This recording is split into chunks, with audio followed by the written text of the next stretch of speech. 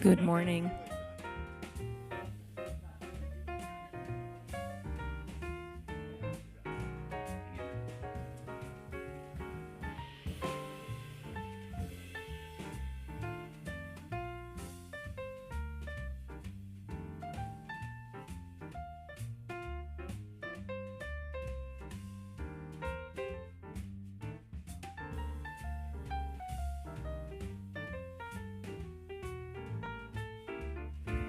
Good morning, everybody. This is your 2-minute warning. Please grab your coffee, your muffins, and find your way to your seats.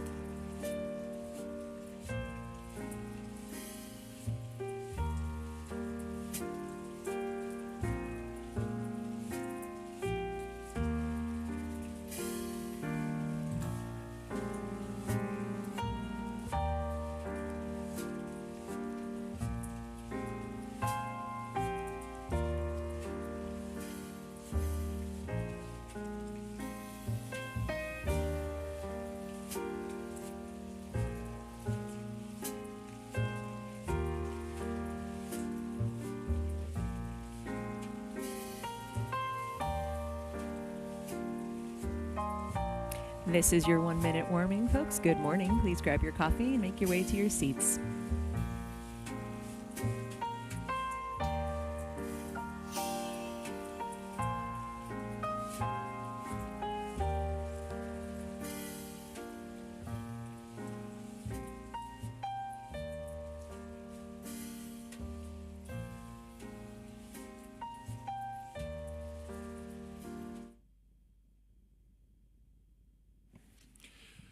Good morning, everyone. I call this meeting to order. My name is Logan Colas, and sitting to my right is my co-chair, Elizabeth Hill. And welcome to the CPAAC, and welcome to FCC Headquarters. We will have time at the end of today for live audience participation. Members of the public who are remote can email questions to live-questions, that's plural questions, live questions, at fcc.gov. And at this time, we would like to welcome FCC Commissioner Trusty to share some remarks. Well, good morning, everyone. I am glad to have the opportunity to be here and express my appreciation for the committee's work. The FCC's mission is to ensure that all Americans benefit from communication services, and the work this committee plays an important role in those efforts. More than ever, all Americans need access to modern communications networks and services. They're for entertainment and for education. They're for catching up with family and friends and for keeping up with issues of the day. They're also for public health and for public safety. and they provide opportunities for expression and underpin economic opportunity in the 21st century. Given the role these services play in modern life, we can't allow anyone to be left behind. To achieve this goal requires advanced networks that are available throughout the country, including in currently underserved areas. It requires services all Americans can use, including people with disabilities. And it requires protecting consumers from illegal robocalls that not only can be a tool for fraud, but also can undermine trust in our communications. Tackling these challenges will require public and private sector stakeholders working together on many different fronts. I experienced this firsthand in recent visits to Mississippi and Alaska, where I saw state, local, and tribal officials, as well as schools, healthcare providers, and industry doing the hard work required to bring the benefits of broadband to their communities as part of federal programs like universal service and through initiatives on their own. The charge of this committee will enable the FCC to tap the expertise of a wide range of stakeholders and bring it to bear on protecting consumers and closing the digital divide. Thank you so much for contributing your knowledge on these important issues, and I look forward to working together with all of you in the days to come. Thank you so much.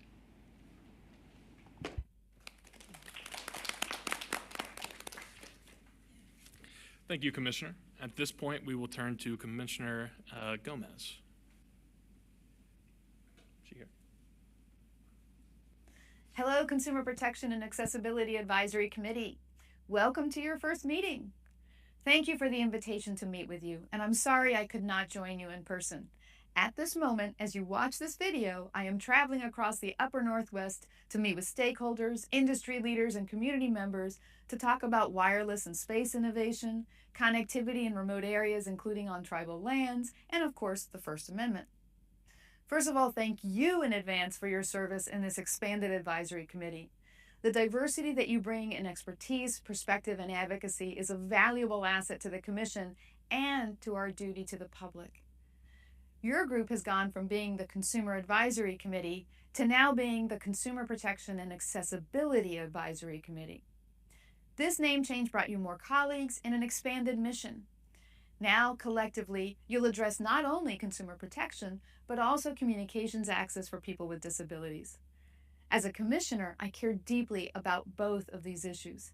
I am very pleased to see that our agency will continue to collaborate with outside partners on critical recommendations to inform our work to protect consumers and to ensure that people with disabilities continue to access communication services. From robocalls and spam texts to accessible emergency alerts, I know we must be vigilant about protecting consumers. I also like to do as much as I can to empower consumers with useful information about our decisions. That is why I offer remarks in Spanish at the open meetings. I look forward to seeing your recommendations on consumer education and engagement overall and in multiple languages and formats, because successful engagement is done when we meet people where they are. Perhaps even we could collaborate. On accessibility, I know that the disability community faces specific technology challenges that the FCC is entrusted to pay attention to and to address. The disability community also brings a rich and innovative perspective to every aspect of our work. I trust that you'll continue to harness the creativity that the disability community brings to communication services for the benefit of all consumers. Please keep me updated on your work. I look forward to seeing your progress on recommendations, joining your conversations when I am able to, and reading your reports. As a former member of an advisory committee, I know too well the amount of work that you just signed up for, and I sincerely thank you for your contributions.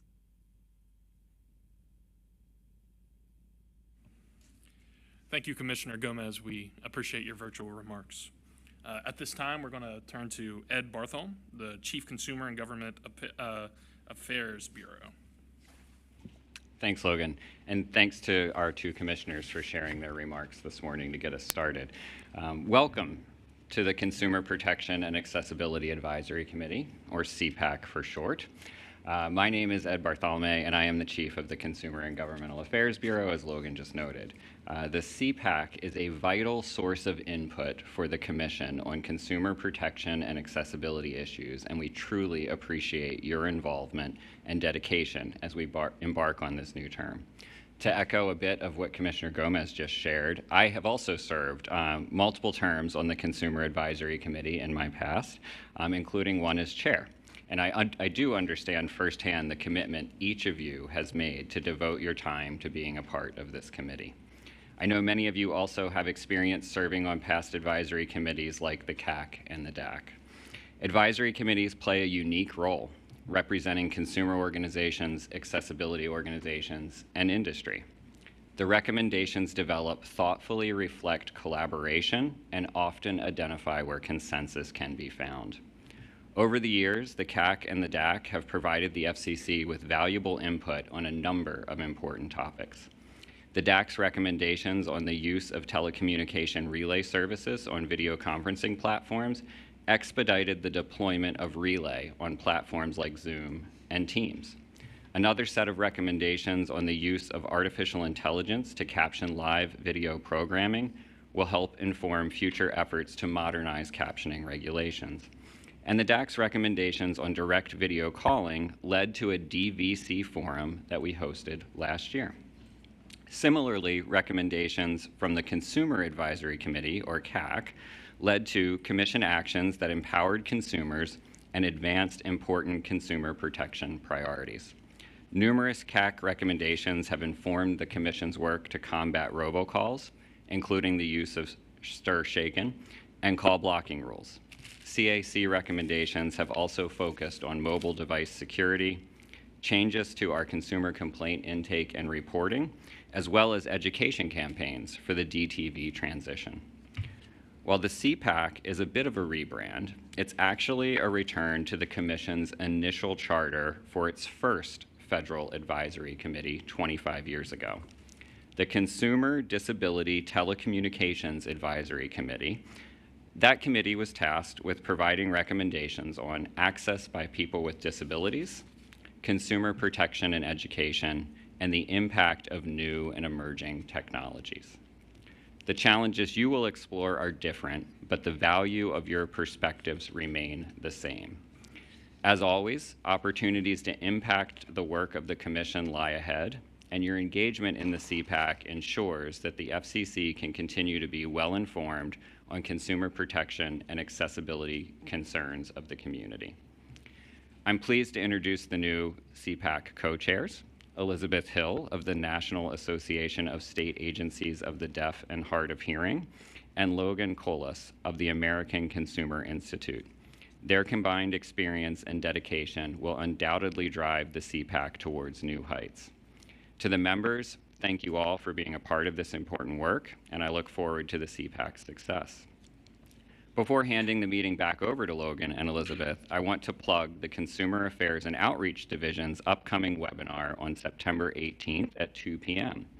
Topics discussed will include truth in billing, the Missing and Endangered Persons Emergency Alert Codes, and the Safe Connections Act.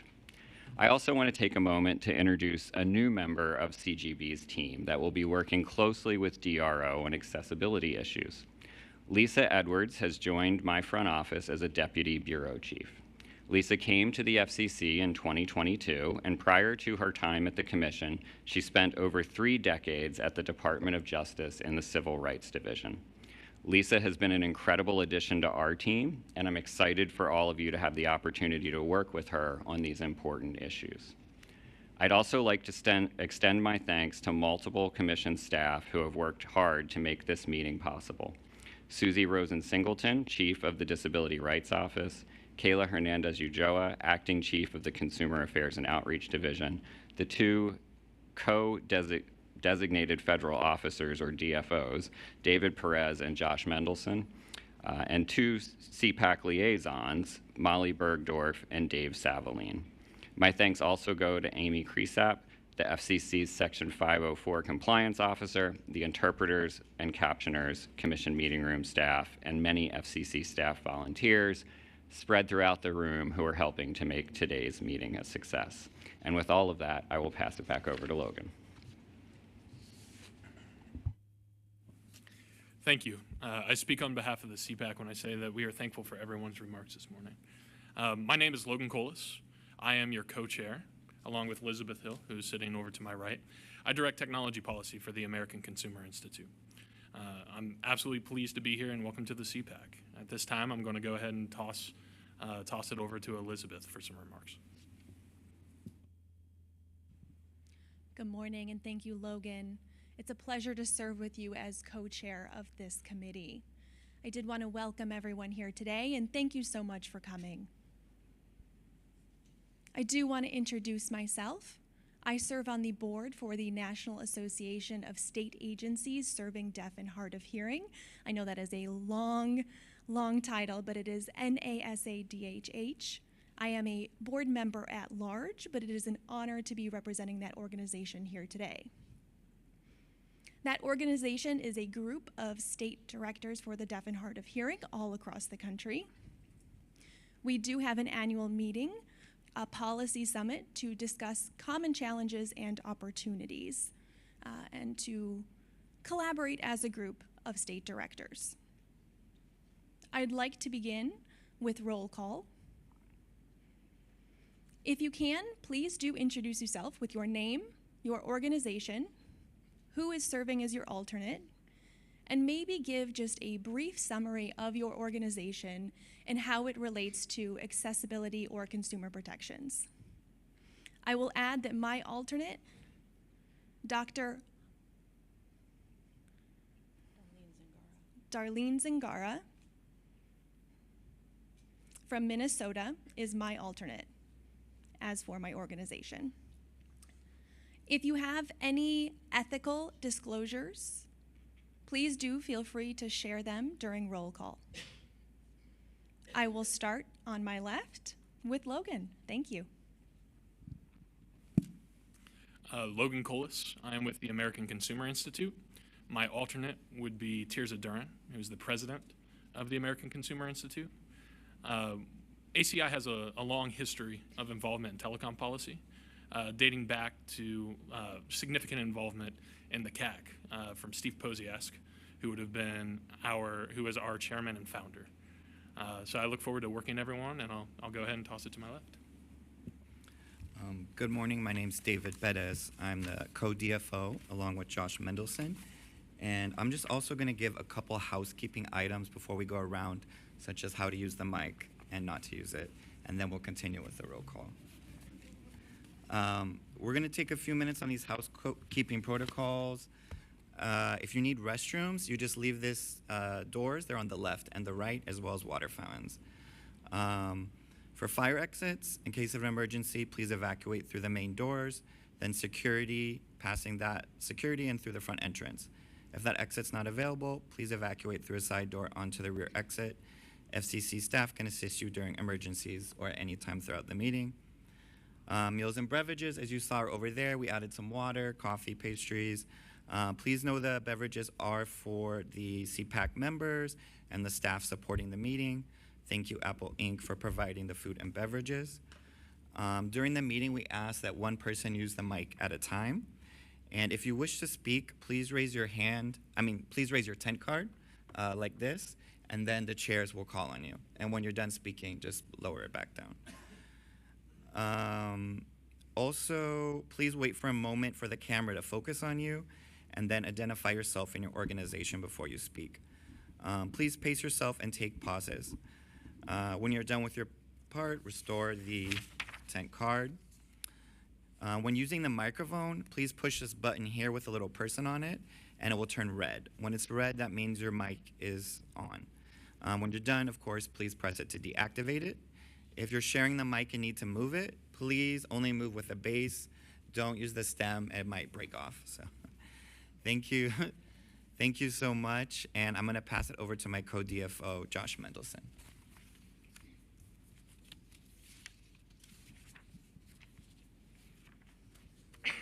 Hello, I am Josh Mendelson.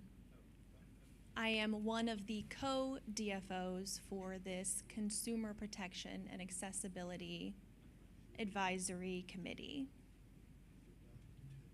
I'm also an attorney with the Disability Rights Office, which is within the Consumer and Governmental Affairs Bureau within the FCC. It's good to see all of you. This meeting is open to the public and is being live streamed. That is at www.fcc.gov/live. It is also on the Commission's YouTube page. Public participation is welcome, and we will have an open mic towards the end of this meeting. That will be for members of the public to come up and ask questions or to make comments. We're also accepting questions and comments through email. That is at livequestions@fcc.gov.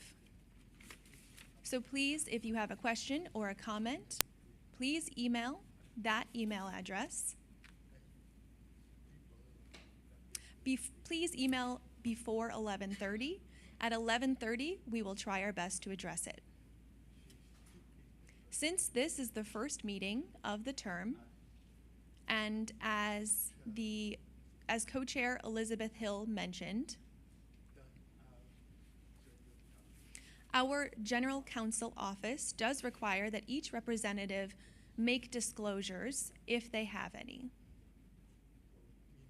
That means during roll call, please introduce yourself, introduce your alternates by name, and then make any necessary ethical disclosures if you have any. Do that both for yourself as well as for your alternate. So for example, you may have a financial interest with X company. You don't have to say you have $2 million with them, right? Just say you have financial interests with a specific company. You do need to disclose specific board of director or task force positions, especially for organizations which are also represented on the CPAAC. Any quick questions for David or myself before we turn it over to Elizabeth for roll call?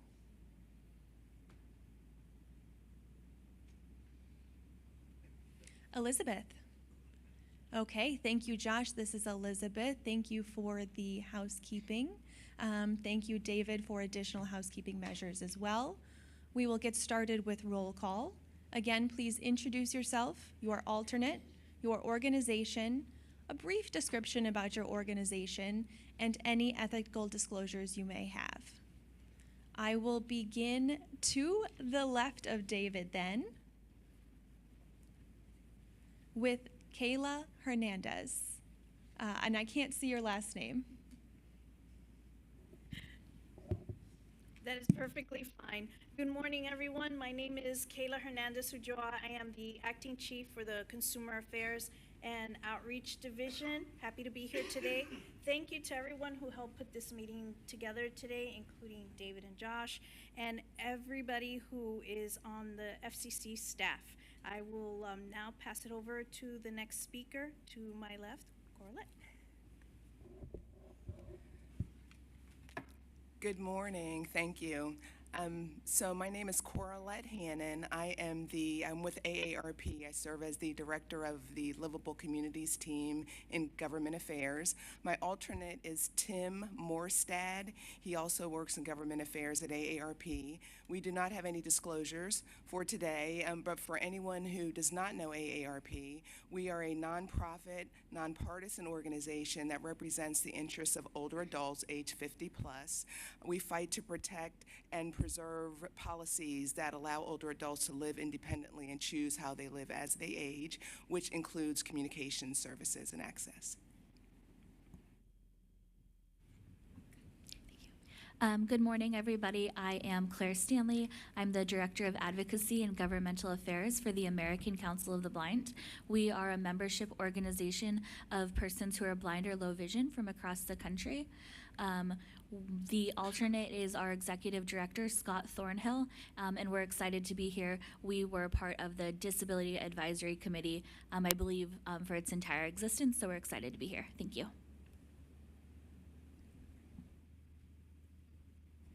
Good morning, everyone. My name is Megan Anstall, and I'm the Senior Manager of Government Relations and Regulatory for Apple. My alternate is James Craig, Accessibility Standards Manager for Apple. I do have a disclosure that I have a financial interest in my previous employer, Google, who's also going to be a member of this committee. In case anyone is not familiar with Apple, we are a consumer hardware company and also create content that keeps everyone in mind from the design phase onward. We build in features to help people to create and connect in innovative ways, whether it's through our iPhone or iPad features or our clinical grade hearing aid features on our AirPods Pro 2 and some of the things that we announced yesterday. Thanks for having us on the committee, and great to see everyone. Hi, good morning. My name is Angela Diaz, representative for AT&T. My secondary is Susan Matsuri. She's been working in the field for a long time. She's my policy counterpart. I work at AT&T's federal regulatory team. We don't have any disclosures at the moment. And for those of you who might not have heard of AT&T, we are a small phone provider. Just kidding. We are a telephone service provider and have long served with the commission on many councils and are happy to be here again. Thank you. Good morning, everybody. I am Tom Ledkowski with Comcast NBC Universal. We have a few different alternates. One with me today is Sean Durkin, our Director of Product Accessibility.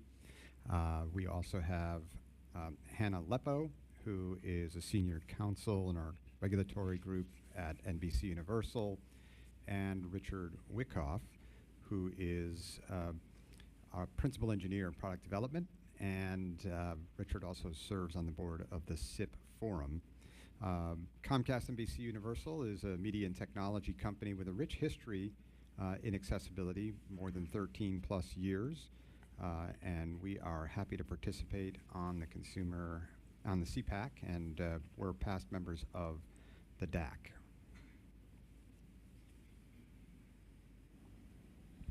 Good morning.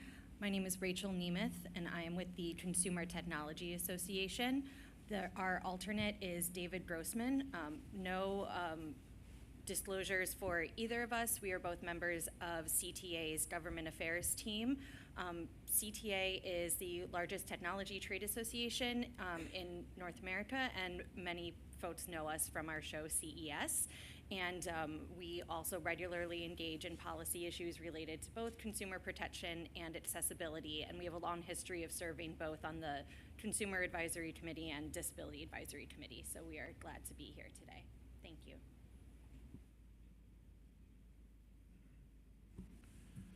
Morning, everyone. My name is Christian Segura. I'm with the CTIA. Our alternate is Courtney Tellerico, who's in the audience. We're both on the regulatory team at CTIA. CTIA represents the U.S. wireless communications industry and the companies throughout the mobile ecosystem, including wireless providers or small telephone companies like Angela's, device manufacturers, and suppliers. CTIA has been very proud to be a member of the Disability Advisory Committee and the CAC as well. But for the DAC, since its inception, we were also instrumental in developing and launching the Hearing Aid Compatibility Task Force, which is a multi-year effort, which I know a number of folks in this room were a part of, laying out the pathway to 100% hack. Thank you to everyone who pulled this meeting together, and I look forward to participating. Hi, good morning. My name is Joel Thayer. I sit as the president of the Digital Progress Institute.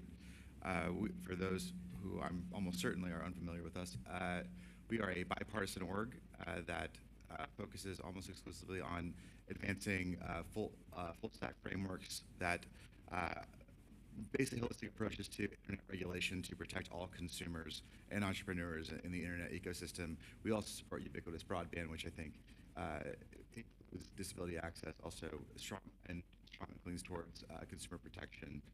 My alternate, I believe, is Nick Dugani. If it's not, he knows now. So, but very much appreciate the opportunity to participate here and look forward to working with all of you on this and doing this important work. So, thank you. Good morning.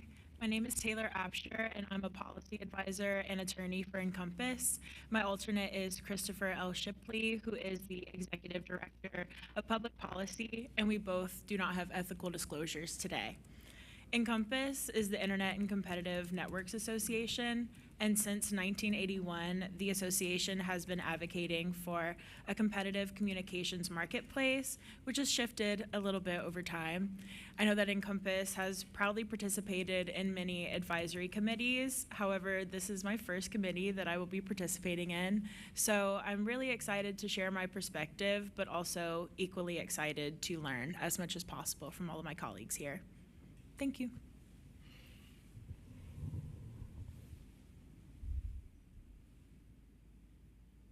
Hello, my name is Joshua Paila, and I'm representing the National Association of Broadcasters. My alternate is Larry Walk, who's here today. NAB represents local television and radio broadcasters serving their local communities with news and entertainment in local communities across the country. We're excited to be here to work with this committee.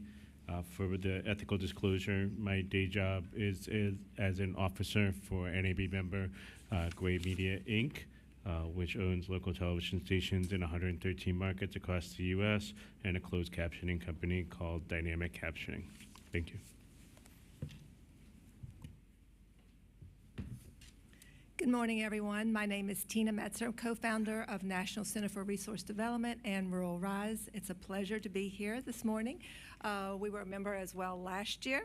And Rural Rise and National Center for Resource Development, we really focus on working with organizations and communities across America, do a lot of work with Rural Rise in rural America, providing a voice to those communities. And we sincerely believe that location should not be a detriment or a challenge for prosperity in America. Thank you, and it's a pleasure to be here. Good morning, everybody. I'll just wait for the camera to find me. Wonderful. Good morning, everybody. My name is Zainab El-Kebsi. I'm Chief Policy Officer with Deaf Equality. My alternate is Howard Rosenblum. And Deaf Equality is a nonprofit organization that advocates for equal communication rights for deaf and hard of hearing people. I do have a few disclosures to share. I serve on 3 boards of directors. One is for the Deaf and Hard of Hearing Bar Association and the Deaf Hard of Hearing Consumer Advocacy Network and Access SOS. Thank you so much, and thanks to everybody who organized today's meeting. Good morning, everyone. My name is Olivia Wine. I'm a senior attorney at the National Consumer Law Center. I focus on low-income consumer access to telecom, energy, and water services. My alternate is Margot Saunders. The National Consumer Law Center is a low-income consumer nonprofit organization focused on consumer protections in a variety of settings, including financial services and access to utility services. I have served on prior FCC consumer advisory committees, and I do have a few disclosures for myself in terms of boards. I serve on the Universal Service Administrative Company's Board of Directors, but am not here in that capacity, so I'm not authorized to speak on behalf of USAC or its Board of Directors. And I also serve on the board of the National Energy and Utility Affordability Coalition. Thank you. Good morning, everyone. My name is Pam Arluck. I work in the legal department of NCTA, the Internet and Television Association. I have two alternates, Radhika Bhatt and Kyle Dixon. They both work with me in the legal department of NCTA. We have one disclosure. Kyle's significant other has a financial interest in Meta. NCTA is the association that represents both cable operators across the country and also programmers. And we have been members of both the CAC and the DAC for a number of years. But I have not been on either committee, so I'm very much looking forward to working with everyone. And thank you so much for having us.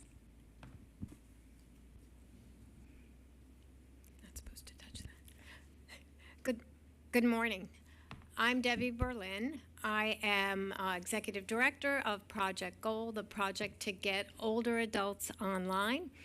I work on aging and technology, everything from promoting the adoption of broadband services for older adults to looking at the entire world of aging and technology, the benefits and challenges of the online space for older adults.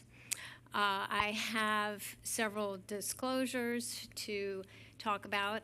First of all, I am on the board of the National Consumers League, which representative is on this committee. I am also on the board and an officer for the Future of Privacy Forum. And I'm also president of Consumer Policy Solutions, and I have one client, AT&T. I provide mostly services for their consumer advisory panel. I also appreciate your history, Ed, about this consumer advisory committee and how we have reformed with the Disability Advisory Committee. I served on a formation of that committee 20 years ago, so it's great to see us all back together again. And perhaps I should also disclose, although I wasn't asked to, that I am a longstanding member of AARP for my $12.50 a year. I won't say how many years, though. Thank you.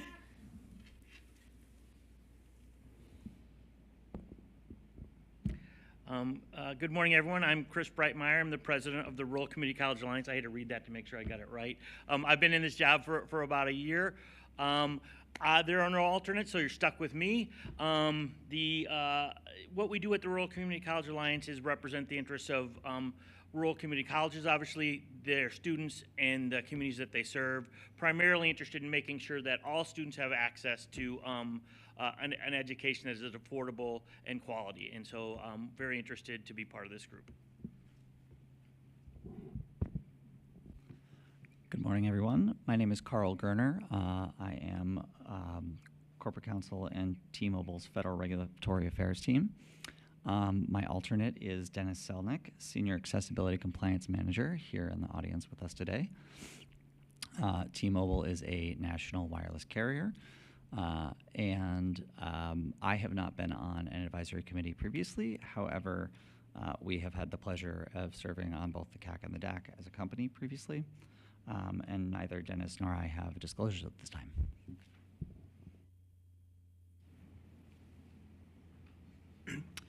Good morning. It's good to see so many familiar faces here.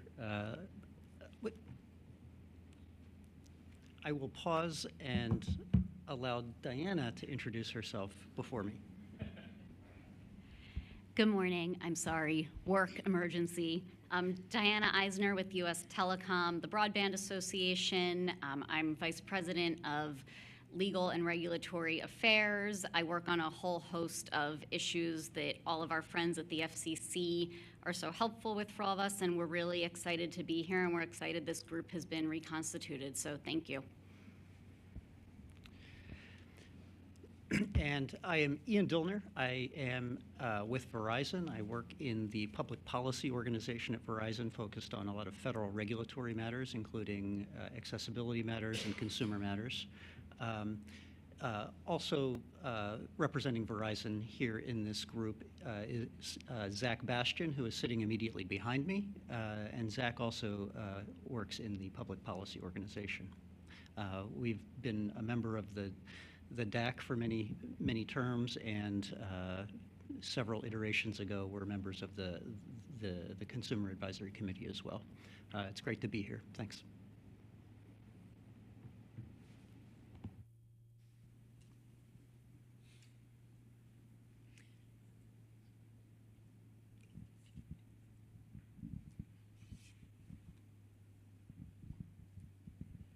Hello, I'm Susie Rosen-Singleton. I'm Division Chief for the Disability Rights Office in the Consumer and Governmental Affairs Bureau. Warm welcome to everyone here. I will turn it back over.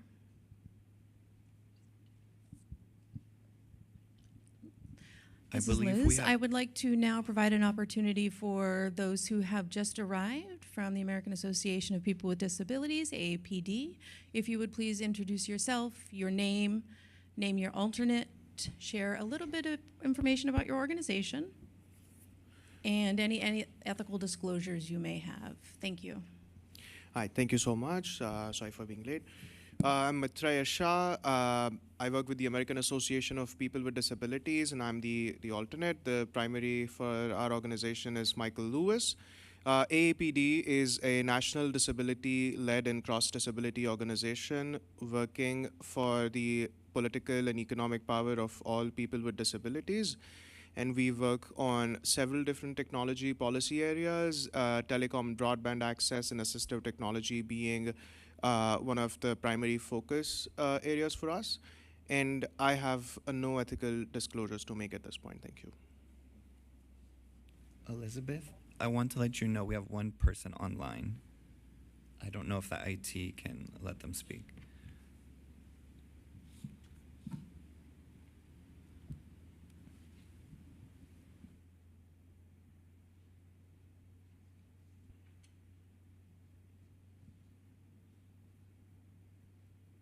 Good morning. Can you hear me? My name is Eden Ischel. I'm here on behalf of the National Consumers League. Our primary representative is John Brayo. I wish I could be there in person, but I am under the weather at the moment. And thank you to the staff who made this meeting possible.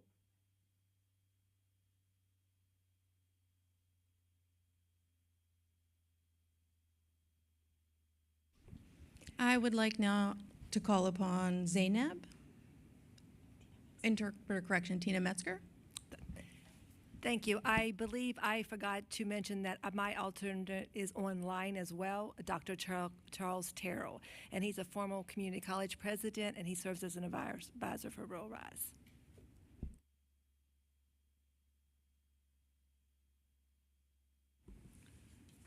My apologies. I forgot to. Oh, sorry.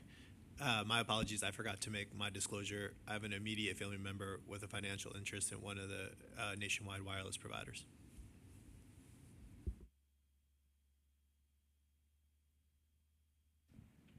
Is there anyone else? Okay, we would now like to proceed to the FCC's accessibility updates. I have the tremendous honor of introducing now Susie Rosen-Singleton. Susie is Chief of the Disability Rights Office in the Consumer and Governmental Affairs Bureau. She's here to provide an update on the FCC's accessibility work. Once Susie has finished her remarks, I believe Michael will also be sharing alongside her. We will then have an opportunity for questions following their presentation. Thank you, Susie. This is Susie. Thank you, Elizabeth.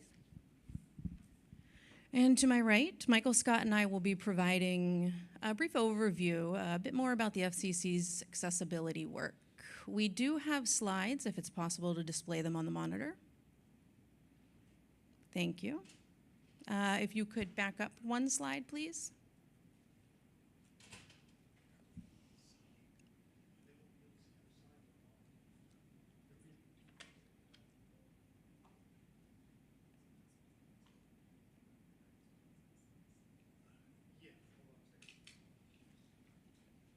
Accessibility is important. We'll just have to wait a moment.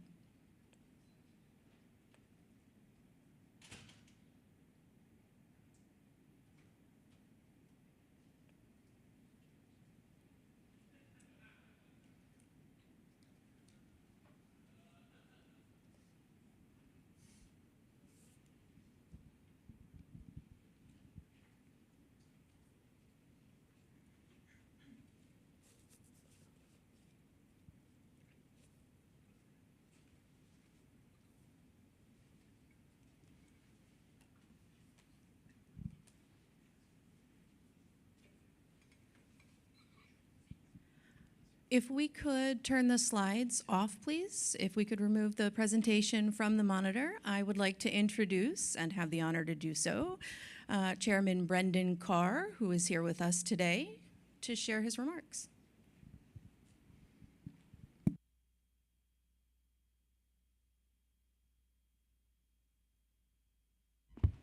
Usually I do this sitting down so that when the tomatoes start to fly, I can move faster, but I'll see if I can do it seated as well. Well, first of all, so good to see so many of you returning to this sort of renamed, refocused advisory committee. You know, when we were putting this group together, the Consumer Protection and Accessibility Advisory Committee, I was talking to one of my talented legal advisors, Danielle Thuman, and she kept saying, "This is the greatest of all committees." I said, "Really?" She goes, "Yeah, this is the absolute GOAT of committees." I'm like, "What do you mean?" She goes, "Well, it's called the CPAAC. It has to be the GOAT committee." I was like, "I don't know, Danielle. That's a little bit rough joke, but we'll go with it. We'll see if it goes over."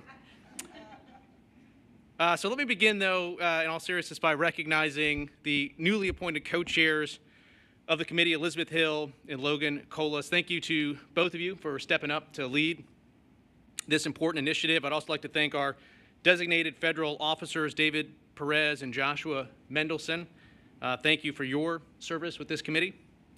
I also want to express my thanks to all of the committee members for joining me here today. You represent a just tremendous range of experience and expertise, something that you'd expect from the GOATs, from disability rights and accessibility advocacy. I'm just going to beat that joke till it's, got nothing left in it. I don't think it started with anything, but we'll see. But we got representatives, obviously, from disability rights and accessibility advocacy to broadband deployment to innovations in communications technology. Here at the FCC, we see this CPAAC as more than just another advisory committee. We intend to position this committee as a bridge, connecting the FCC's policymaking work with your real-world insight. And we appreciate all the time and devotion that you bring to this. After all, each and every one of you, I say this at all of our advisory committees, but each and every one of you do have very big, very important day jobs, and you're taking this on top of that. So I really personally appreciate what you're doing. The CPAAC also reflects something serious. It's the FCC's strong commitment to modernizing our consumer protection rules and tackling the challenges of today and tomorrow, not just yesterday. To that end, the committee will begin its work by focusing on two of probably the most pressing consumer issues the FCC faces today: the scourge of illegal robocalls and promoting accessibility in modern communications. First up, of course, is robocalls.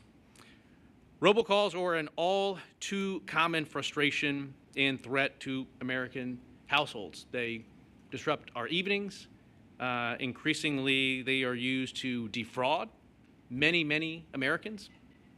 They are something that just interrupts almost every single aspect of our daily lives. I know for myself, I'll be sitting at the dais during an open commission meeting, getting some robocalls. Whether it's spoof numbers pretending to be from a local business or relentless calls that target vulnerable communities, the FCC and consumers alike are fed up, and we're all taking action. While there's no silver bullet, the FCC is driving forward on multiple fronts. What we're doing is we are reinvigorating the FCC's work at every single point in the call cycle of robocalls.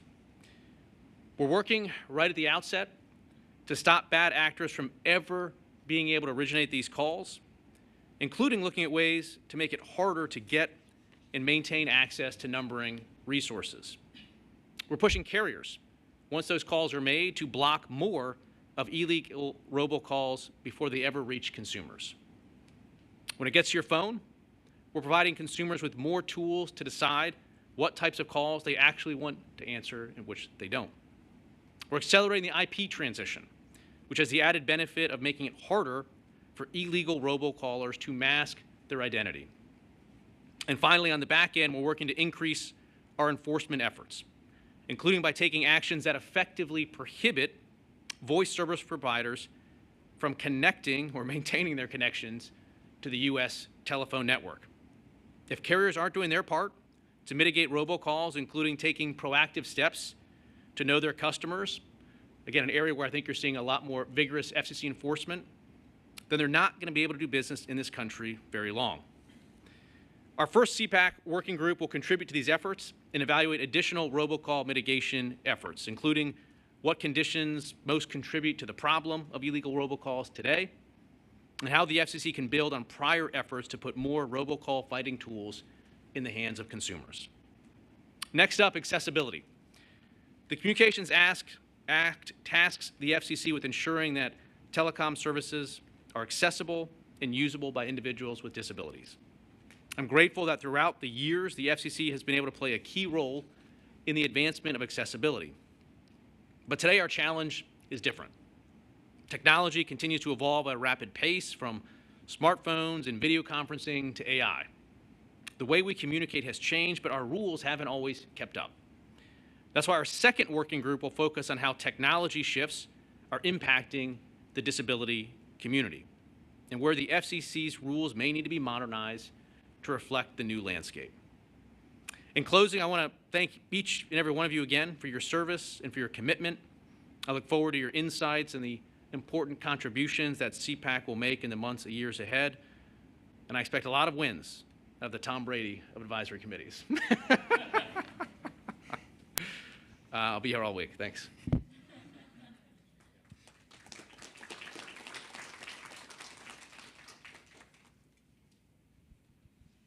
I'd like to take a moment to thank Chairman Brendan Carr for joining us this morning. Thank you so much for sharing your remarks and for being here with us today. I would now like to turn the floor back over to Susie Rosen-Singleton and Michael Scott. I do believe we will need a moment to pull up the PowerPoint slides. And again, we will have opportunities at the end of their presentation for questions. Thank you. Susie and Michael?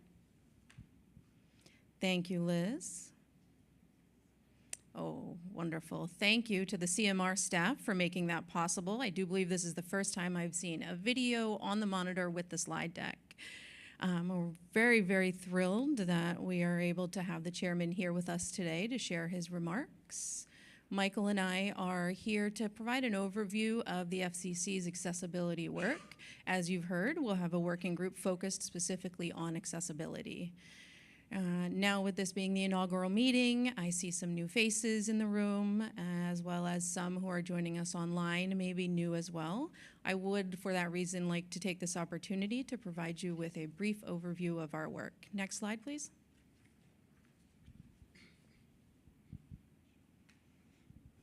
In short, what you see on the screen is a Venn diagram containing three main areas which we focus on here at the FCC. These areas under our purview are video programming, emergency communications, and modern communications. We'll delve a bit more into the substantive information of those areas and share a bit about how they overlap as well. A key law in enforcing and overseeing the information here is the 21st Century Communications and Video Accessibility Act of 2010. Would also like to recognize that we have another deputy chief as part of our team. He unfortunately couldn't join us today. He is Will Schell, and as Ed has already mentioned, we did want to give a shout out to the new deputy chief for CGB, Lisa Edwards, here in the room. There you are. Thank you, Lisa. Welcome. Very warm welcome. Lisa joined in July. With that, I will now turn it over to Michael for the first substantive slide. Next slide, please. Oh, neat. I get to be on screen too. I should pause to say, do we need to get the interpreter back on screen actually? Thank you. Oh, neat. It's blocking the screen, but it's still pretty readable. I think. All right, thank you. I think we can. I think this will work. So hello, my name is Michael Scott. I am the other deputy chief in the Disability Rights Office.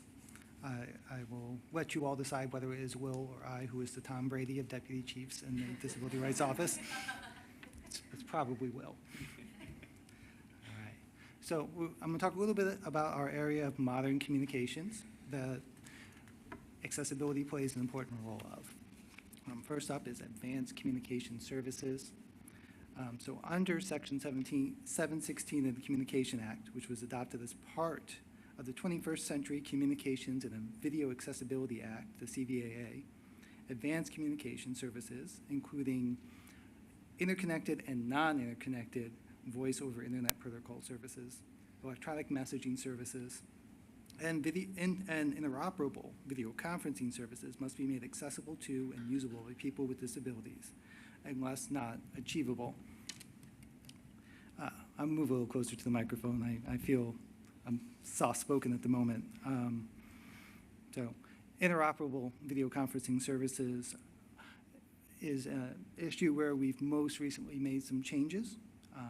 So upcoming in January of 2027 will be compliance with some recently amended rules that require video conferencing services, to include captioning, access to sign language interpreters, and user interface controls that allow users to adjust the display of captions, speakers, signers, and other features for which user control is necessary for accessibility. We also have an open rulemaking associated with that last item, where we will consider additional issues related to other accessibility features such as text-to-speech and speech-to-speech functionality, automatic sign language interpretation, audio description, and other features possibly needed by people with cognitive and mobility disabilities. So next on our list is direct video calling. Direct video calling allows people who use sign language to communicate directly with others over video devices without the need for a relay service agent. Specifically, it allows individuals who might be using video relay services for call communication or just a direct video connection to reach customer service agencies to an agent who is also a native sign language interpreter to provide more direct communication. Next is hearing aid compatibility. So FCC rules require that wireless phones and other devices that use radio frequency signals for voice communications be compatible with hearing aids and cochlear implants. Most recently, in October of 2024, the FCC adopted a mandate for 100% of future wireless handset models to offer for sale or use in the U.S. to be hearing aid compatible after a transition period. All new wireless handset models offered for sale or use in the U.S. by manufacturers after December 14th of 2026 are required to be hearing aid compatible. By 2028, the same will apply to all nationwide service providers and non-nationwide service providers as well. The FCC also sets technical standards and minimum deployment benchmarks for hearing aid compatible devices. Next, with real-time text, the FCC requires, real-time text is a standards and protocol for communication, and we require wireless phone companies and manufacturers to support real-time text for people with disabilities if they choose not to support TTYs. Real-time text allows users to send and receive text messages as they are typed without requiring a separate app or service. You can try out real-time text on your wireless device. It's usually found in the accessibility menus under settings if you haven't tried it yet. It works best over IP connections and is part of the transition of technology that we are looking to do away from more traditional copper-based services like TTY.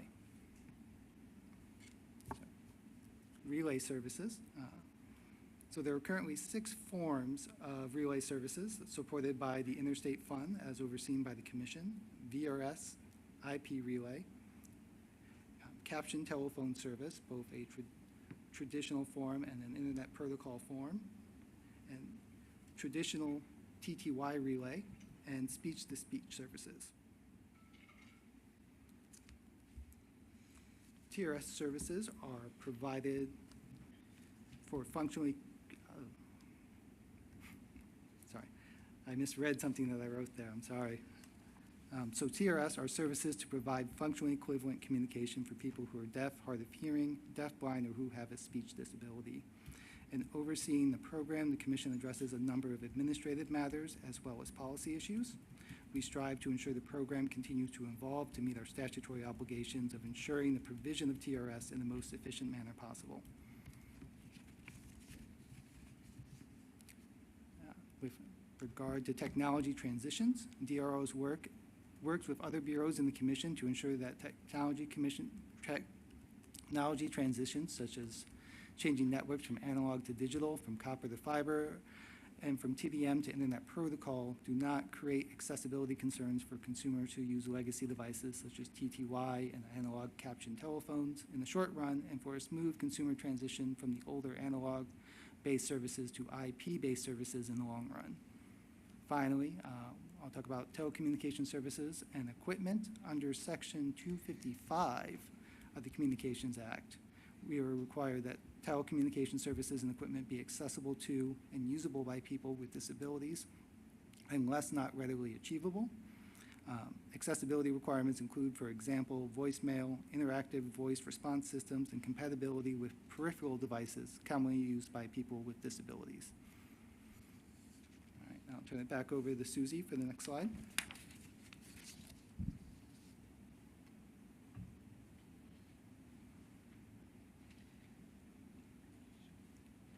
Would you show the next slide, please? Thank you. Thank you, Michael.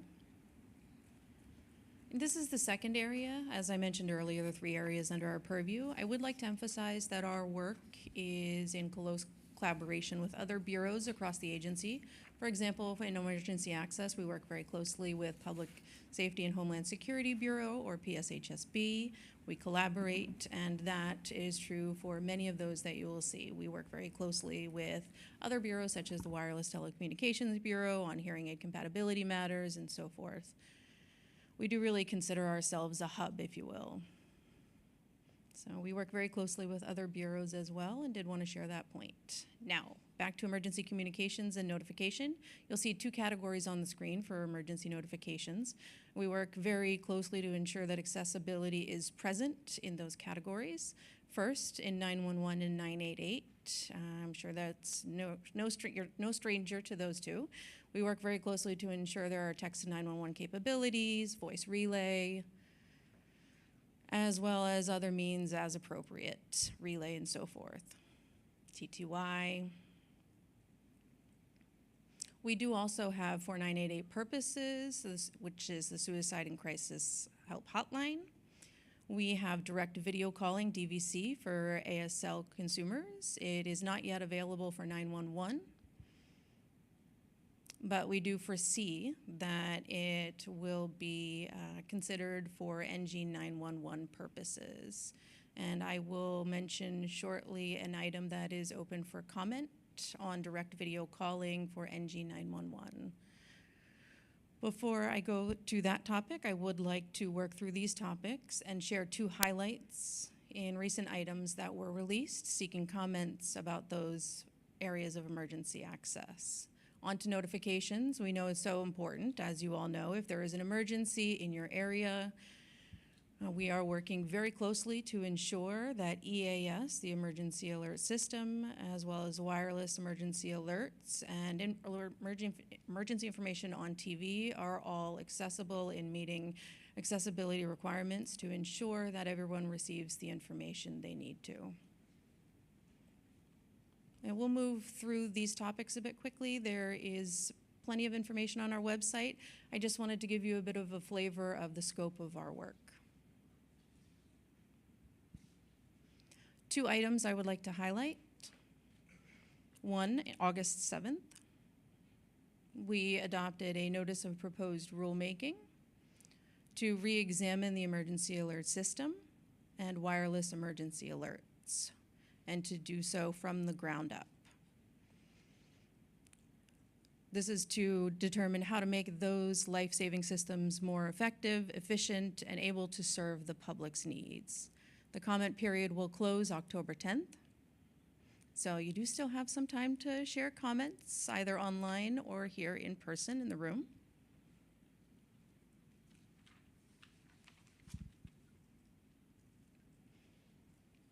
We'll be looking at how to enhance accessibility for those two ecosystems. For example, font sizes, text-to-speech, and so forth. So again, the comment period will close October 10th. The second item I would like to spotlight was March 28th. We released an FNPRM, a further notice of proposed rulemaking, on next generation 911, NG 911, and to ensure the resiliency, reliability, interoperability, and accessibility of NG 911. So specifically on the area of accessibility, we are looking at how to ensure that we are able to support interoperability for non-voice 911 services, with a special emphasis on text, video, and multimedia capabilities that support 911 access for people with disabilities. Now, how can we have interoperable text messaging protocols, for example, RCS, Rich Communication Services, for text to 911 calls? And the accessibility of sign language communication for NG 911, which includes a variety of relay services, video relay services, three-way video relay services with 911, sign language interpreters, and 911 call agents. We also have direct video calling, which is a communication between a sign language user and a 911 call center call handler who is fluent in sign language and is trained in handling emergency calls as another area of focus. So I did want to highlight the accessibility issue here. The comment period on that will close September 17th.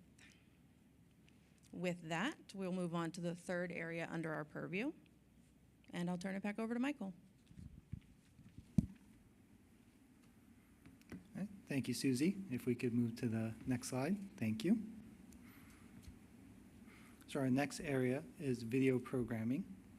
So for those unfamiliar, I'll start with audio description, which is an audio narrated description of a television program's key visual elements. Those descriptions are inserted into natural pauses in the program's dialogue. Audio description makes television programming more accessible to individuals who are blind or visually impaired. And it's currently required on top 4 broadcast stations for the top 110 of the top 110 of 210 markets. We extend into 10 additional DMAs per year, and it's a continuing phase-in until we reach that final 210 in January of 2035. Closed captioning comes, we have a varying jurisdiction over closed captioning. On television, generally, all programming needs to be closed captioned with some exceptions. Over the internet, programs need to be closed captions generally only if it's first shown on television in the U.S. with captions. Full-length video programming needs to include captions, while clips need to show them only if a video programmer owns the website or the app on which they're being shown on. For closed caption settings, the Commission not too long ago adopted a third report and order that required manufacturers to cover the apparatus and multi-channel video programming distributors to make closed captioning display settings readily accessible to individuals who are deaf or hard of hearing. The order gives manufacturers and multi-channel video programming distributors the flexibility to decide how they meet the readily accessible standard. And then for TV set-top box controls, accessibility requirements apply to TVs and other devices designed to receive or playback video programming, including computers, tablets, and smartphones with pre-installed video players or pre-installed applications for watching video programs. Set-top boxes used to watch cable, satellite, and fiber video programming subscription services also need to ensure the program guide and menus are accessible. With that, we'll go to our next slide, and I'll turn it back over to Susie.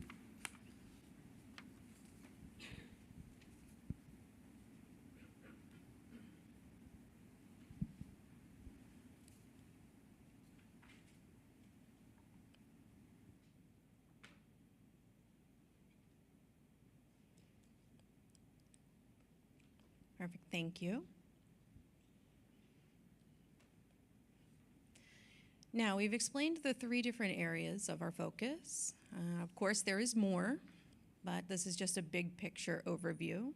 I do think it's also important for us to emphasize how we engage with our stakeholders, with all of you, and more. On the screen, there are a number of items listed that we consider a priority, things that we can work together on to ensure that we have robust implementation and understanding as well as awareness about our rules. So with that, I'd like to start first with the Consumer Protection and Accessibility Advisory Committee, where we sit right now. Thank you all so much for being a part of this very important initiative. We also very recently had the Chairman's Awards for Advancements in Accessibility, also known as the AAA. We were able to celebrate the 35th anniversary of the ADA, the Americans with Disabilities Act, and we're also able to recognize leadership in the field of accessibility. We have the ASL Consumer Support Line, which is a flagship program. I do believe a few of you have your own ASL lines as well. I applaud you for that. It is really important to be able to communicate directly with your consumers. We also have ASL Video Library, and to provide information in American Sign Language, and we continue to build upon it. We have the National Deafblind Equipment Distribution Program, NDB-EDP. That is a $10 million program that is mandated by the 21st Century Communications and Video Accessibility Act to distribute equipment as well as necessary services to eligible low-income deaf and blind individuals across 56 states and territories. So you will have them in your states wherever you may be. This program is also known as I Can Connect. We have a complaint system to assist in resolving any accessibility-related concerns and work with all stakeholders to reach consensus and resolution. We have an electronic comment filing system, and we encourage everyone to file comments on open rulemakings. We have the Consumer and Small Businesses Guides, where we explain in layperson language about the rules that we have implemented, those we have in place. We have the Accessibility Clearinghouse, which is at fcc.gov/ACH. It is mandated by the 21st Century Communications and Video Accessibility Act to provide the public with information about equipment that may best fit their accessibility needs. Well, we have a variety of different types of links housed there, including CTIAs, Access Wireless Org, interpreter correction, accesswireless.org, that they run for accessible equipment, including wireless phones and so forth. So thank you for that. And we'll connect you with several resources that are available through the Accessibility Clearinghouse. We also have, on occasion, roundtable forums. It does depend on the topic du jour. But I did want to just make sure that we have stakeholders' input on a variety of different topics. If there's a topic we'd like more input on, for example, audio descriptions and making them more available for streaming, we had a forum for that. And it was very helpful to have that information. And then last but not least, we have Access Infos. Access info is a listserv that is subscription-based, so you can be apprised of our FCC's accessibility work.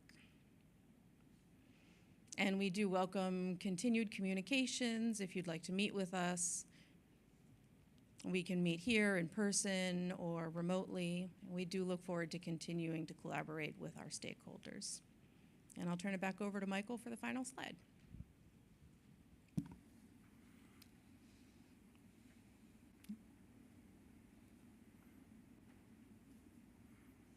Thank you, Susie. If we can get the, there we are. Thank you. So our final slide is just on our FCC accessibility resources. So you can, if you have an online complaint, you can submit that at fcc.gov/accessibility-complaints. If you'd like to submit an online comment for any proceeding, that can certainly be submitted at fcc.gov/ECFS/filings. If you'd like to visit the FCC Disability Rights webpage, you can visit us at fcc.gov/accessibility, or you can contact the FCC DRO at dro@fcc.gov. It's our email address. Our video phone, which can be reached at 844-432-2275. Our voice line, which can be reached at 202-418-2517. And of course, you can subscribe to the Access Info at accessinfo@fcc.gov. Thank you, and we appreciate your time today and welcome any questions you may have.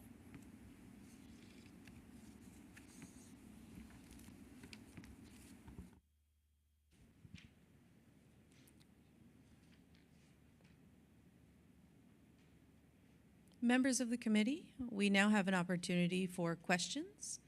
If anyone has questions for our presenters, we have approximately 10 minutes. And members of the public will have an opportunity to comment at a later time. For now, we'd like to open it up to questions from the members. If you have any, please do raise your tent card up right in front of you.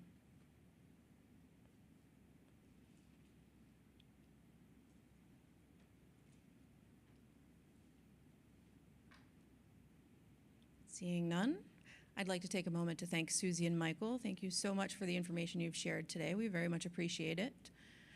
We do have an opportunity now to take a 5-minute break. If you need to use the restroom, again, they are exit the room to the left or the right, just down the hall. There's also water available. Thank you.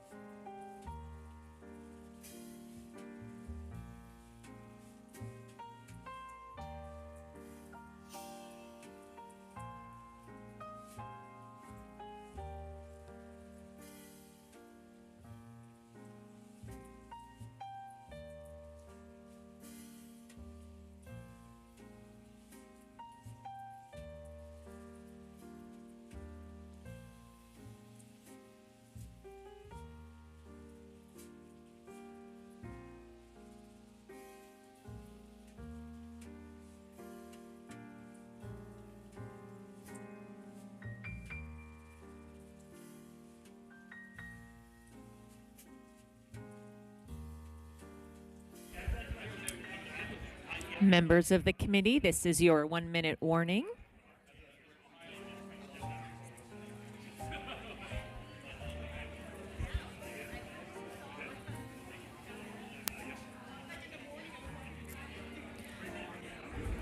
Members of the committee, please make your way back to your seats.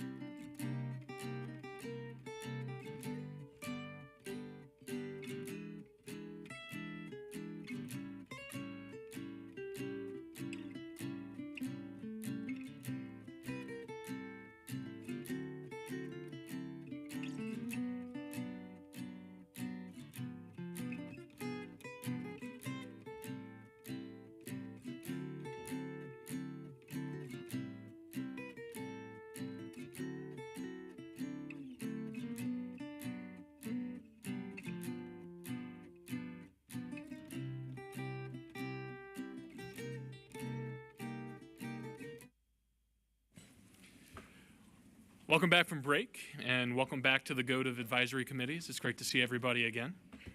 At this time, I do think that we've had a couple people that have come in during roll call, so I'm going to just hand it over here in a second to Jonathan. I think we have one more online to introduce themselves, say who they're with, note any conflicts of interests, and then say who their alternate may be.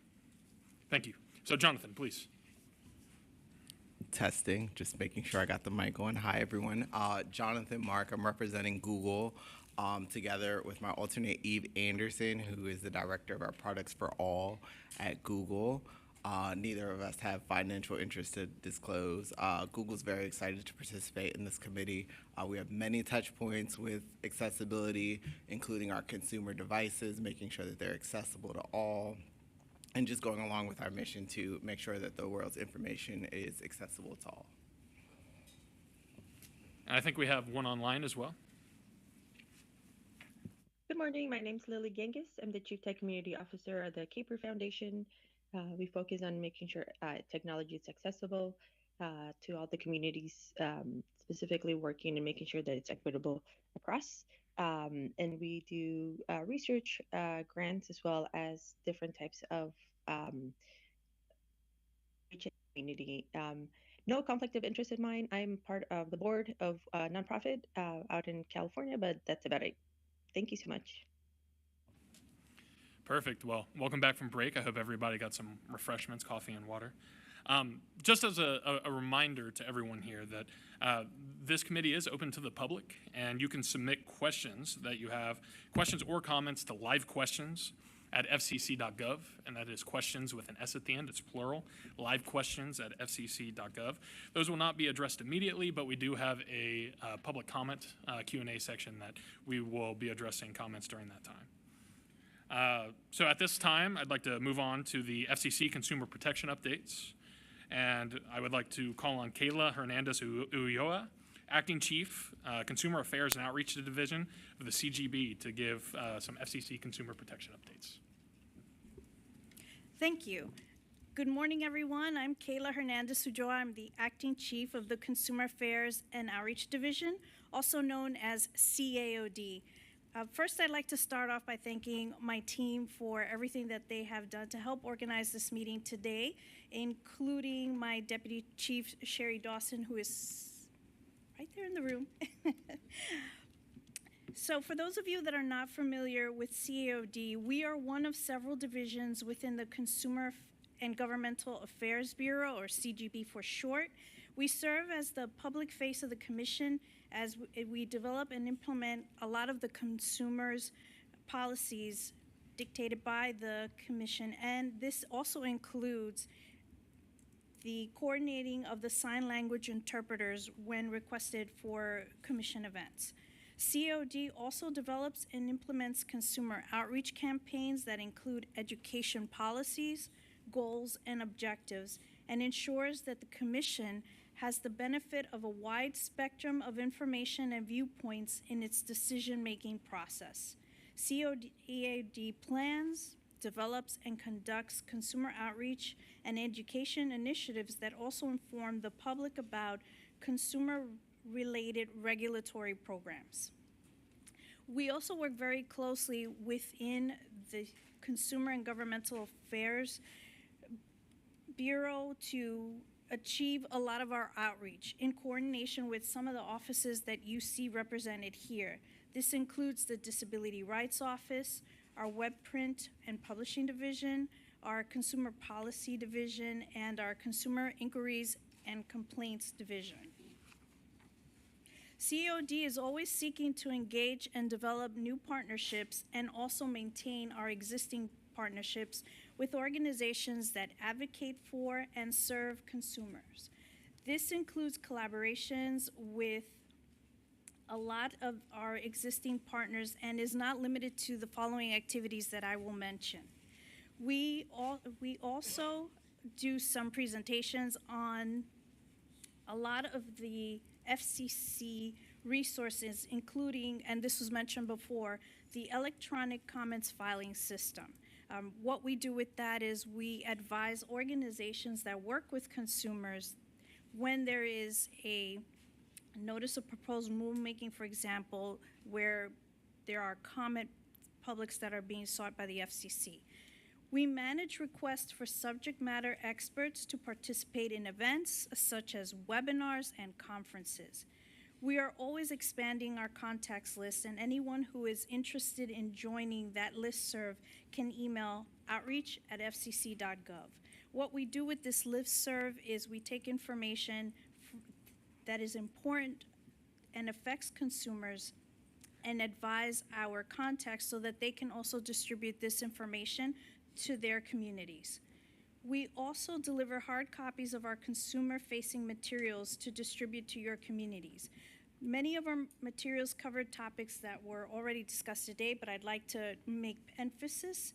This includes robocalls, spoofing, protecting mobile devices, emergency communications, understanding phone bill, and we also share the Disability Rights Office accessibility tip card. We schedule information sessions and tours for students, mostly college students, but we also do this for the K through 12 community.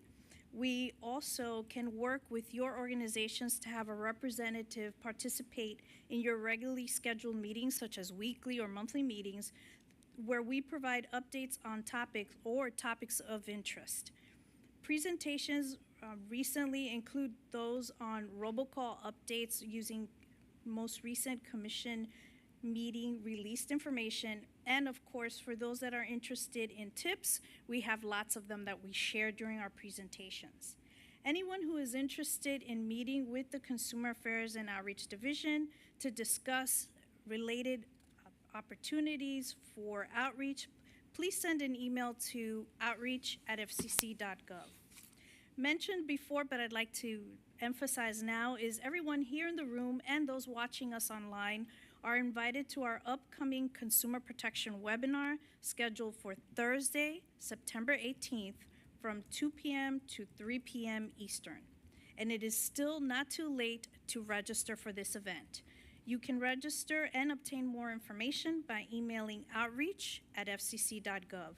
During the webinar, we'll have presenters provide information about truth in billing and slamming, the Missing Endangered Persons Emergency Alert Code, multi-line telephone systems, and the Safe Connections Act. As I conclude my remarks, I'd like to briefly mention some resources that consumers and your organizations can use. Visit our website, fcc.gov, to find more information about commission-wide events and our headlines. You can also visit the online Consumer Help Center at fcc.gov/consumers for more information about consumer-facing topics and the full list of materials available either to download or via request that we will send to your organizations. We also have CAOD's webpage, fcc.gov/outreach. And again, a reminder to everyone to email outreach@fcc.gov to schedule any meetings with the Consumer Affairs and Outreach Division. We look forward to collaborating with you and your organization on providing information. And with that, I'd like to turn over to my colleague, Wes Platt, the Chief of the Consumer Policy Division, for his remarks.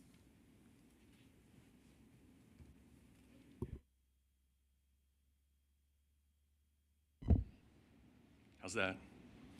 All right. Thank you, Kayla, and good morning, everyone. It's a privilege to be here today with you at the kickoff meeting of the Consumer Protection and Accessibility Advisory Committee. This gathering marks a renewed commitment to ensuring that telecommunications aren't just innovative, but also fair, safe, and accessible to every consumer.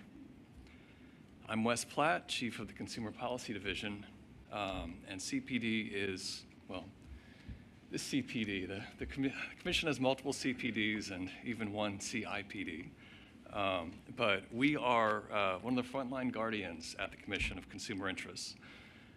And we've been especially active this year already, taking on challenges such as robocalls and slamming and truth in billing. And today I'll share with you some of the highlights of that work and reflect on how it connects to the mission of this new committee. Starting off in February, the Commission adopted an order that expanded its requirement to block calls based on a reasonable do not call list. And this includes now all US-based providers in the call path. That order also established SIP code 603+ as the exclusive code to notify callers when calls on IP networks are blocked based on reasonable analytics. And in doing so, better correct erroneous blocking. In addition, the Commission has already taken a number of steps to address robocalls under the TCPA. These include, and there are slides. Is there a way to?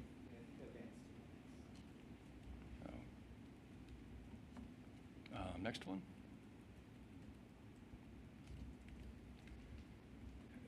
So these actions under the TCPA include confirming that when a consumer gives their telephone number to a utility, they're providing prior express consent under the TCPA to receive non-telemarketing texts, which include time-sensitive demand response communications that promote both reliable utility service and, in many cases, cost savings to the consumers.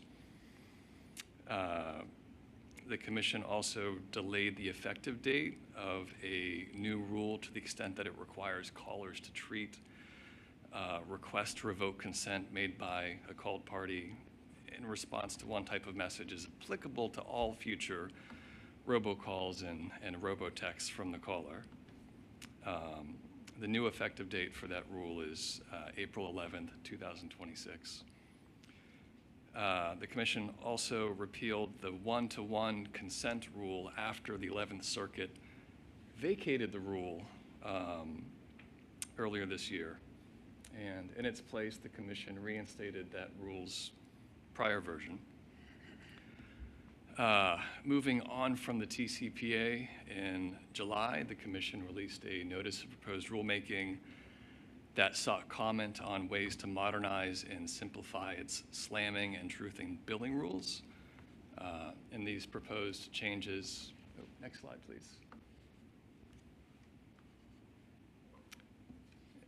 These proposed changes are designed to reduce regulatory burdens, get rid of potentially overly prescriptive requirements, and all while retaining core consumer protections against things like unauthorized carrier switches and unauthorized charges. These and other recent actions by the Commission set a strong foundation for continued progress. This committee can continue that momentum by bringing fresh perspectives, highlighting consumer experiences, and helping us ensure that our policies remain both protective and accessible. I look forward to seeing its recommendations, and I thank you all in advance for your efforts. Together, we can help create a communication system that is fair, safe, and open to all. Thank you to both of our speakers. At this time, we will open it up for 10 minutes of questions from members of our committee. If anybody has any questions, please just take your name tag and place it upright like this, and then I will call on you. Oh, Elizabeth. I do have a question. This is Elizabeth. I'm curious how people with disabilities, including deaf and hard of hearing people, can protect themselves from robocalls and robotexts. Is there anything specific that we can do to address that?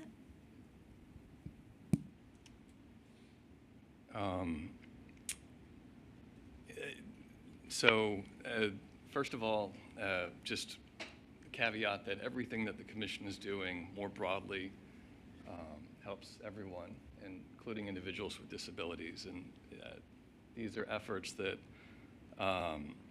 attack illegal robocalls at every stage of the call, from before the call is placed, while the call is going through the network, and then afterward. And broadly, they break down into two additional subcategories. Like traditionally, the Commission is focused on things like the TCPA, which go after bad callers. And more recently, you've seen it focus on network-based efforts, stuff like blocking and stirred shaken, which help prevent illegal robocalls from reaching all consumers in the first place. In addition, we released an AI-related NPRM, I believe it was last year, that specifically sought comment on what rule changes could help ensure that individuals with disabilities are able to use AI and other emerging technologies to make the calls and receive the calls that they want, and avoid some of the illegal robocalls that have been problematic. So it's a 10,000-foot overview of our efforts.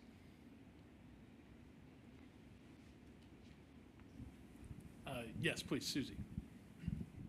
I would like to add that was a wonderful response. Thank you, Wes. And more specifically, for individuals with disabilities, if you have additional questions or concerns, please do feel free to reach out to us at dro@fcc.gov or via our ASL line. We are always happy to help. We also have some consumer guides, as well as tip sheets, videos, and so forth to educate in identifying, recognizing bad actors, and in order to protect yourselves and your families. There is a lot happening in that space. So thank you. Any more questions? Seeing none, I will go ahead and close the Q&A portion of this. Thank you to both of our speakers. We really appreciate your time to answer these questions and for giving us some remarks. Thank you.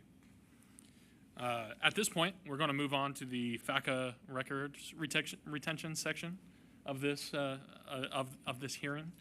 At this time, I'd like to introduce Doris Gamble. She leads the Records and Information Management Specialist at the Office of the Managing Director, OMD.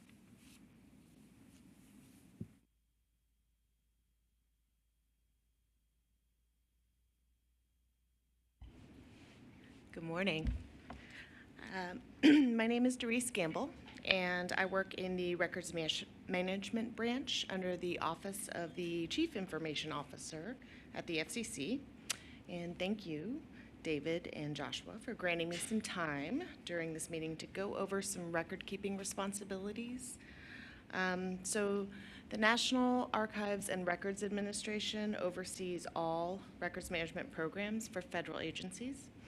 And back in 2019, NARA came to the FCC to review our record-keeping practices with a specific focus on permanent records. And as a result of this assessment, we established some procedures to help ensure that we're meeting all of our requirements. As you may know, Federal Advisory Committee Act requires that advisory committees create and maintain accurate and complete records of their activities, including meetings, discussions, recommendations. So these records are essential for transparency and accountability, and they may be subject to public disclosure. So to fulfill our responsibilities under the FACA, it is important that we all do our part to create and maintain these records. So this includes taking notes during meetings, preserving relevant documents and materials, and ensuring that these records are properly organized and managed. So Federal Advisory Committee records are to be maintained in accordance with the General Record Schedule 6.2 Federal Advisory Committee records. That's a mouthful, but basically it's a records disposition schedule that tells you what kind of records you should keep and how long you should keep them for. Your DFO will share an electronic copy of the disposition authority that outlines all the different types of documentation that we will be required to transfer to the National Archives. The disposition schedule, the GRS 6.2, is media neutral, meaning it applies to all records regardless of media. So most of the records that you guys do create are already in electronic format, which makes it a little bit easier. With the exception of meetings such as this one that are recorded, and those recordings will be in a digital format that we make sure complies with all of NARA's requirements. So what does that mean to all of you? Well, it's pretty easy.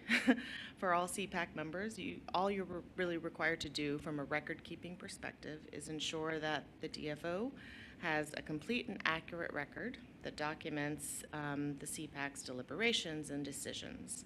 So the work you all do is very, very important, and we want to make sure that it's documented and preserved. We have established a mailbox specific to the CPAAC. Every committee member should copy the DFO and the mailbox on any emails pertaining to the business of the committee or its working groups.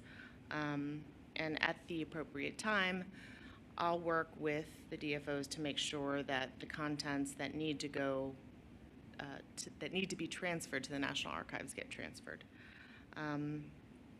Just a final reminder that we're all responsible for creating and maintaining accurate and complete records of our activities. And if you have any questions or concerned about your responsibilities, please don't hesitate to reach out to myself or David or Joshua to help. That's all I've got. Thank you so much for your attention. I'll turn it over to Paula.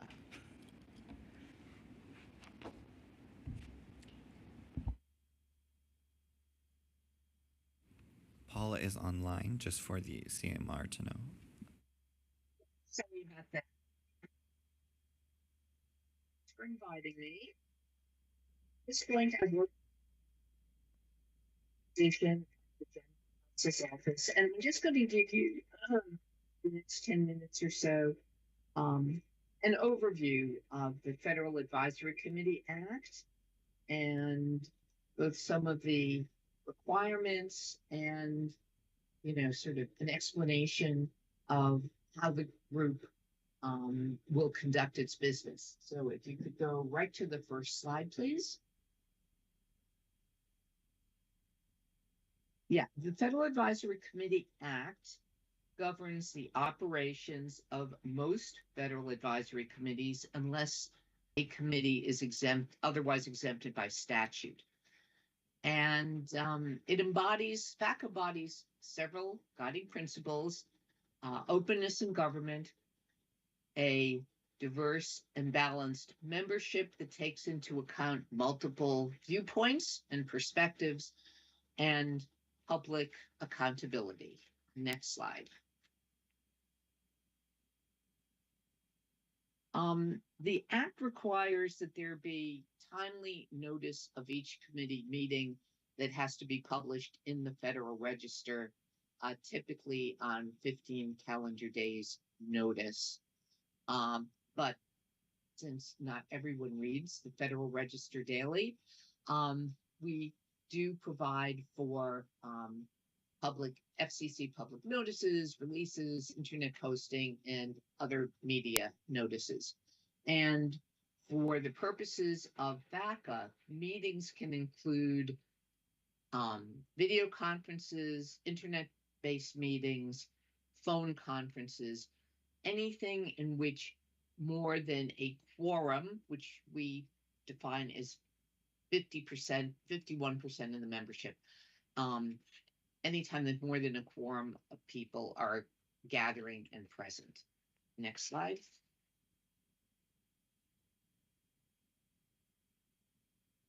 So FACA requires that the meetings be open and permits submission of written statements to the committee. Members may also speak to and address the committee if there is time and if the FCC or committee guidelines permit that. It's important to note that under some very limited circumstances, portions of meetings may be closed after there's a process and the agency head approves and there's prior notice in the Federal Register. And this tends to be where the information that would be discussed involve trade secrets, classified government materials, or national security matters related to foreign policy. In the FCC, we have rarely had the need to invoke closed meetings, but it does happen occasionally.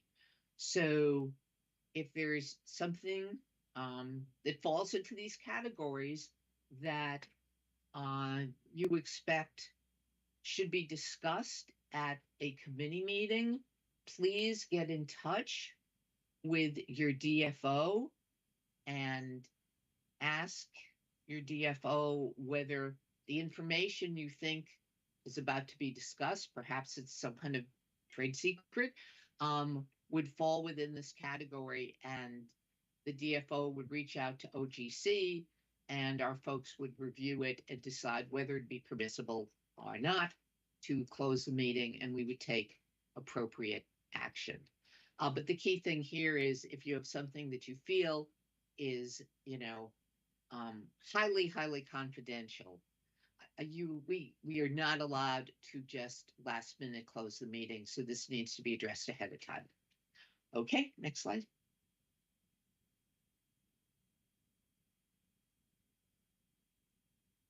So FACA requires that each agency keep minutes of meetings, and that includes a record of the persons who were present at the committee meetings and a list of all documents received, issued, or approved by the committee. And we typically, when we do our minutes, we typically attach these documents to the committee meetings. And that allows people to be able to inspect or copy the minutes or the related reports, unless they can be withheld under some kind of FOIA exemption. If you're interested in seeing the documents from a committee meeting or looking at the minutes, you can make a request to your committee's DFO. Okay, and sometimes, in many cases, key documents are posted on the committee's website, which would obviously be the easiest way to obtain them. Next slide.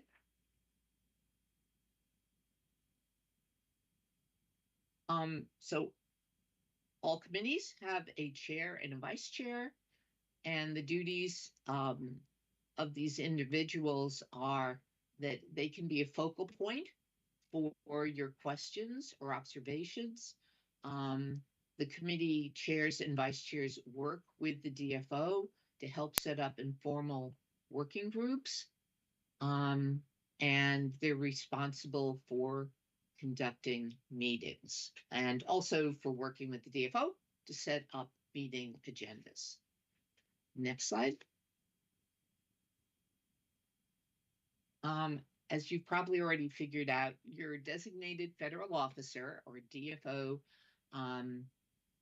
plays a very important role by statute and by GSA regs for the committee for running the committee. So the DFO would call the meetings. The DFO needs to approve all agendas in advance.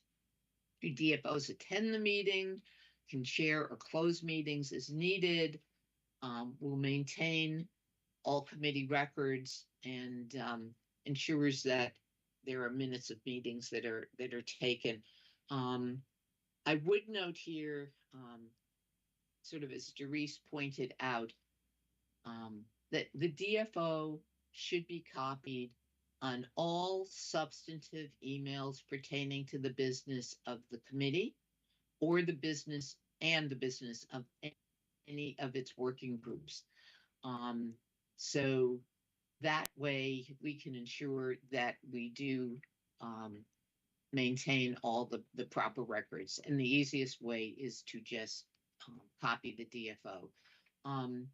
And I believe that someone can correct me here, but I believe you also have a committee mailbox. Is that right, David?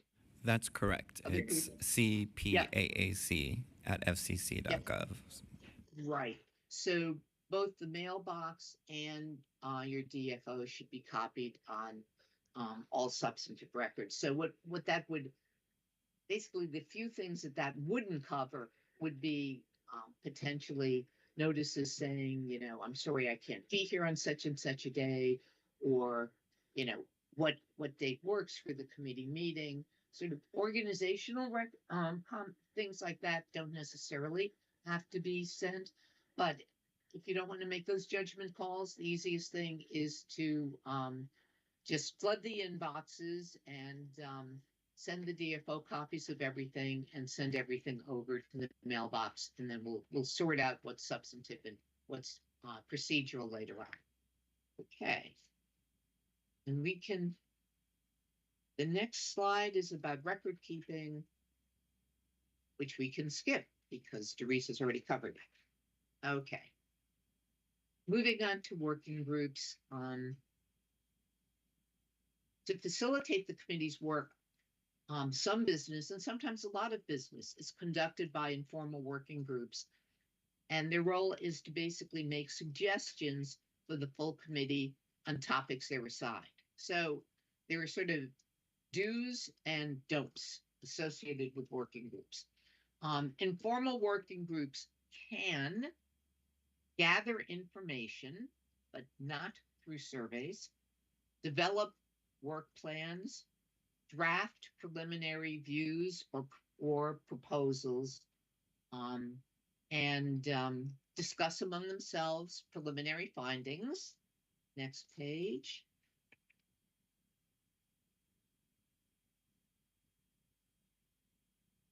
So those are the typical things that working groups do, and they always report to the full parent committee, you folks who are sitting there today. But it's also important to know what working groups can't do. So working groups cannot function as a de facto parent advisory committee.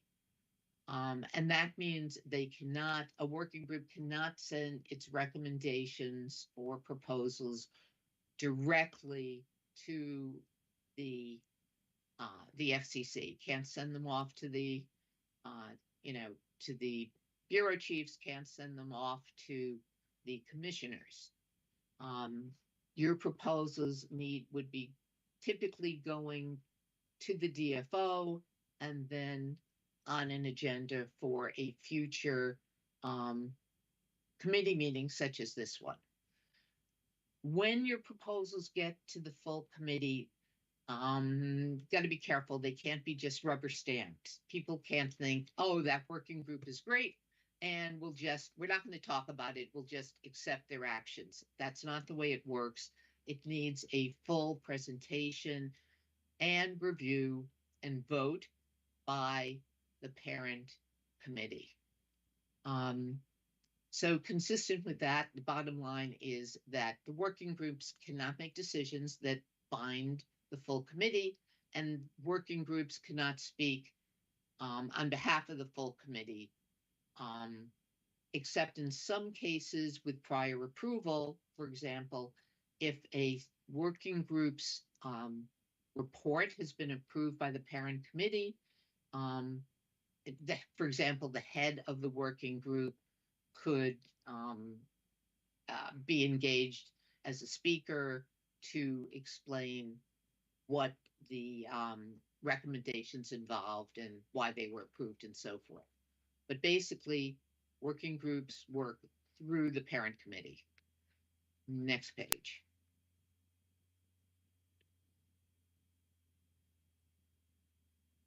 Okay. Let me just say one thing before we get there. Why is it such a big deal that working groups stay in their own lane and not act, not do any of the things we just discussed that are beyond their authority? The reason is that if working groups often have closed meetings, and if working groups behave like a full parent committee, then in a sense they would become subject to the regulations that would be applicable to the parent committee, the most significant of which would be having open meetings, right? So all the work that was done in private, in informal working group meetings, if it gets rubber stamped or if it's sent directly to the full commission membership, it would in a sense be invalidated because it would have been done in private sections as opposed to in public meetings. Okay, here are a couple things that working groups can't do. Working groups cannot conduct surveys that would be subject to the Paperwork Reduction Act. So if members of a working group think that a survey might be helpful, members should reach out to the DFO. And the DFO, sometimes in conjunction with OGC, will evaluate whether that work would be subject to the Paperwork Reduction Act and whether it would be viable to seek PRA authorization. In most cases, PRA authorization takes several months. It can take up to 6 months. And given the time frame that you have, that's usually too long. So what you might do if there are some sort of informal surveys you want, coordinate with the DFO, they'll contact OGC, and there might be some ways to issue questions in a more generalized manner that might, for example, be posted on your website. But there are different ways to avoid the Paperwork Reduction Act based on how you formulate the questions, and OGC and your DFO could work with you on doing that. But you don't want to violate the PRA because then you couldn't use any of the information that you got through the questions that were issued. Let's see. And just a reminder that the number of committee members serving on a working group needs to be less than a quorum, less than 51% of the full committee. And if you exceed that number, your meetings would be subject to the open meeting requirements. So that's just something to keep in mind. Okay, next slide.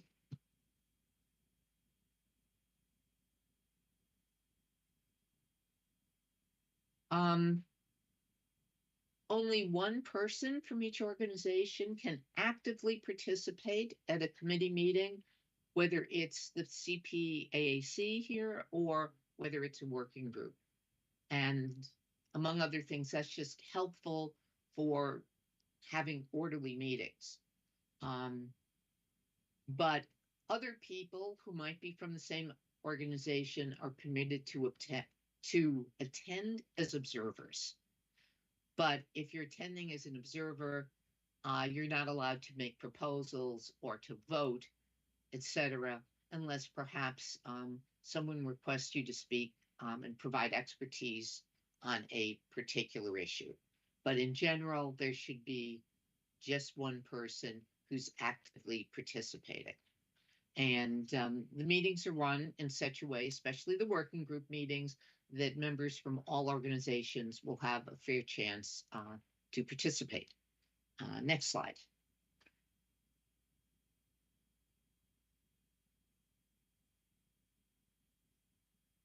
So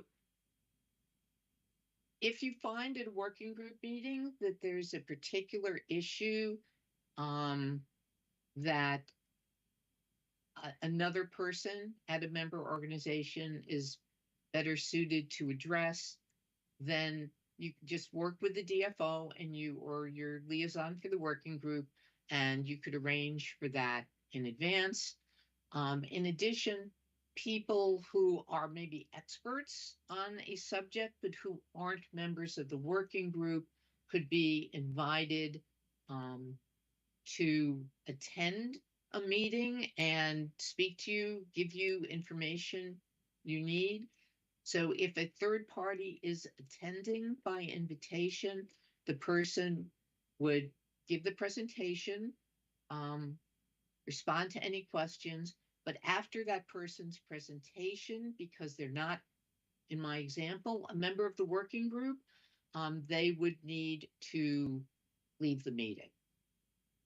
And I'm just reiterating that no matter how many people are present from an organization, each organization gets only one vote, whether it's the CPAAC or the working groups. Okay, next slide.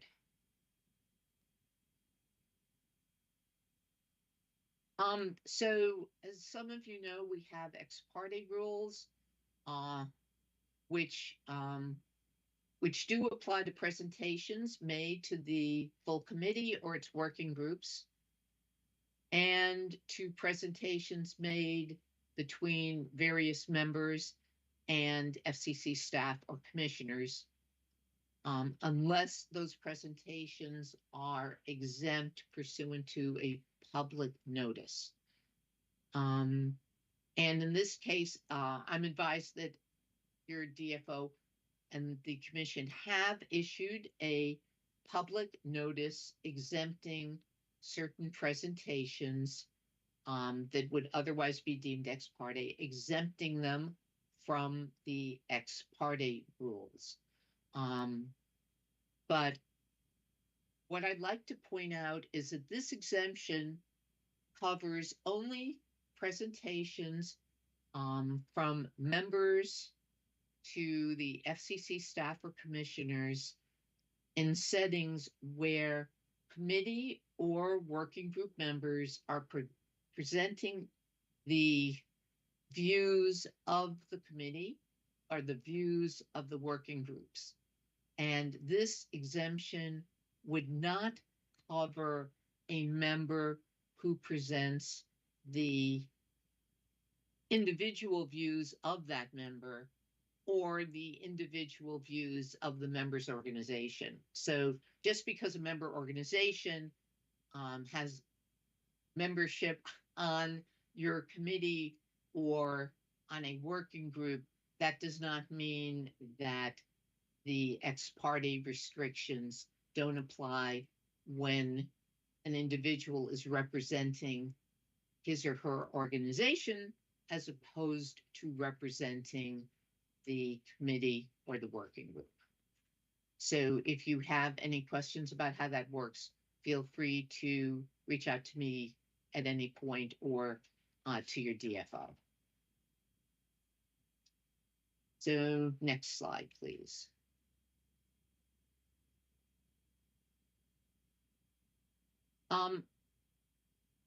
Occasionally, members may want to communicate their views about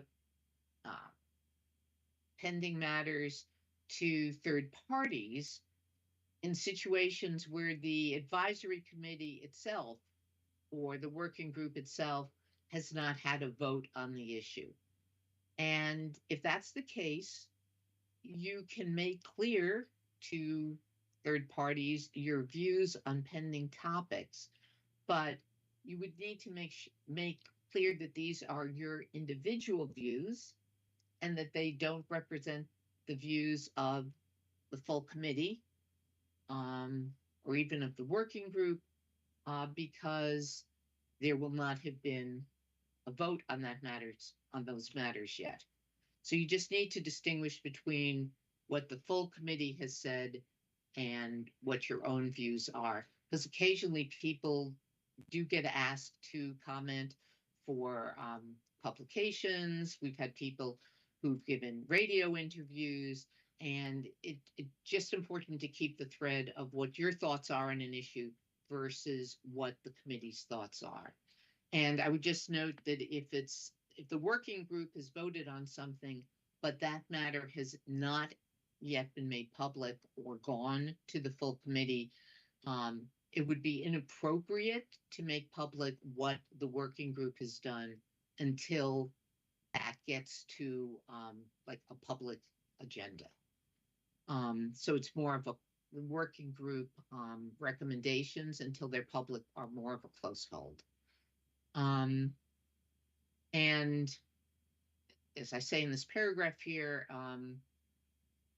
there have been times in the past where people have also submitted like letters to the editor and they've given their individual views, which typically would be fine. But when those letters to the editors or opinion pieces are signed, saying that a person is a chair of a committee or a vice chair or even just a member of the committee, sometimes it leaves the impression that the views expressed are the views of the committee rather than the individual views. So all we would ask is you just be cautious if you're speaking about issues before the committee to be able to draw that line between the formal committee position and your own position or the position of your organizations.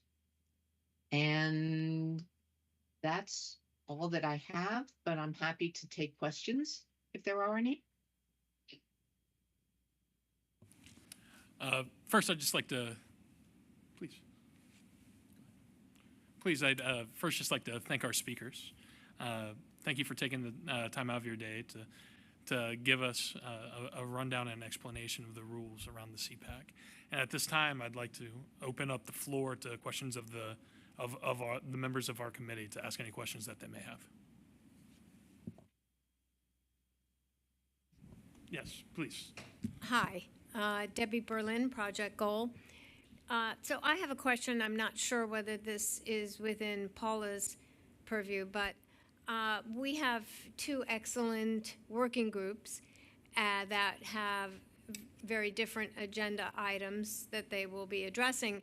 And I'm just wondering about the communications between the two working groups, how we will handle that during the course of the committee's activities. How will one working group know what the other working group is working on, and how will we handle that given the guidelines that Paula has just mentioned? Thanks. Sure, and that does come up a lot.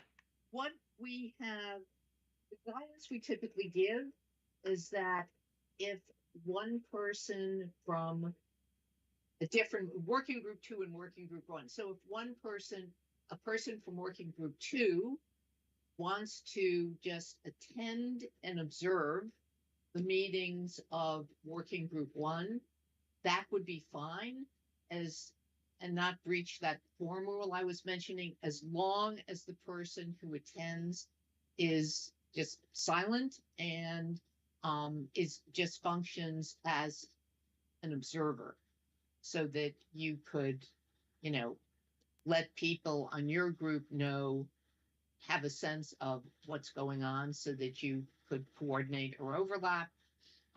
The other way to achieve coordination could be through the liaison from Working Group 1 going to Working Group 2 from time to time to sort of give a report on the issues that are being worked on. So, you have that flexibility. You could have an observer as long as they just observe, or you could have, work with the liaisons to get updates. Or if there's like some third method I haven't thought about, that's fine too. You could bring it to the attention of your liaisons or your DFO, and we'd be happy to discuss whether that works.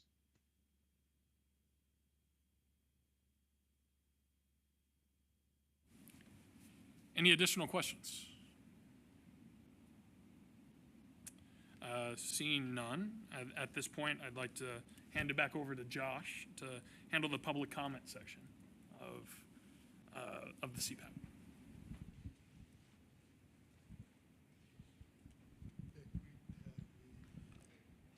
Thank you, Doris and Paula. Always appreciate your presentations. And now this is the portion of the meeting where we will both receive and respond to questions and comments from the audience, either in person or via email.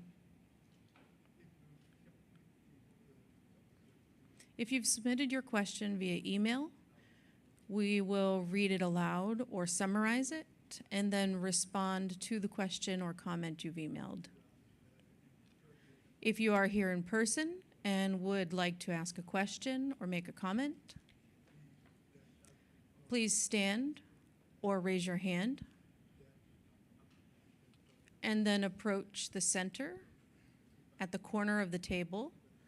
There will be an individual there with a microphone. Please do use that microphone to ensure you are heard or seen. If we have no response available at this time, we will do our best to respond at a later date.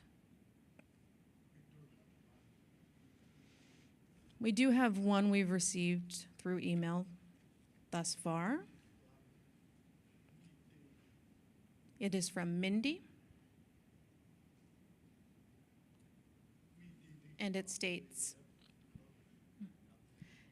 Mindy is wondering if closed captioning is being developed among FCC's partners to foster an understanding for people with autism spectrum disorder by using emojis within captioning. For example, if there is a change of emotion on a televised program, the emojis could represent the emotion. For example, the happy face emoji or the sad face emoji, or a range of other emotions throughout the storyline to assist individuals with autism spectrum disorder and allow them to stay engaged and oriented.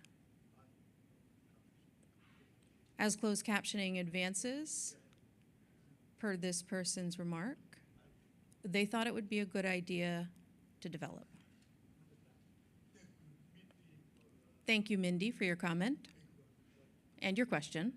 I will now turn it over to Susie Rosen-Singleton to respond.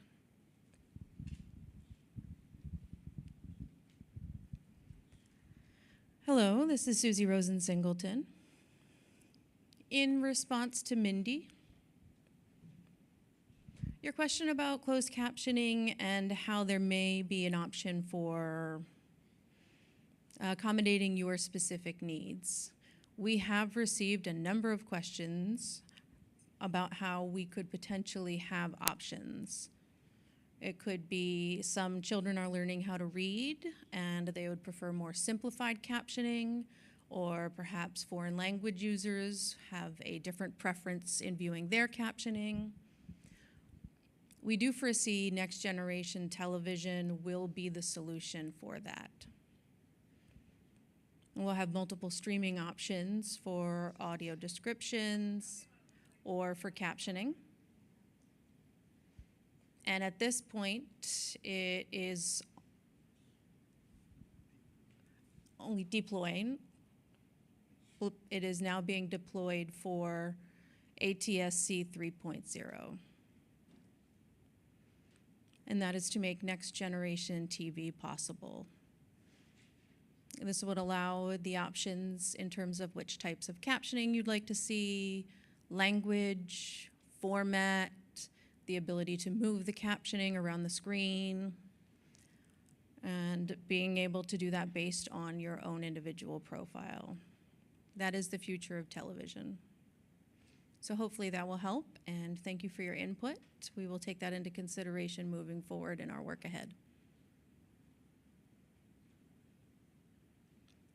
This is Josh. Thank you, Susie, for taking the answer. That's all we've received through email thus far. Would anybody here in the audience like to make a comment or ask a question?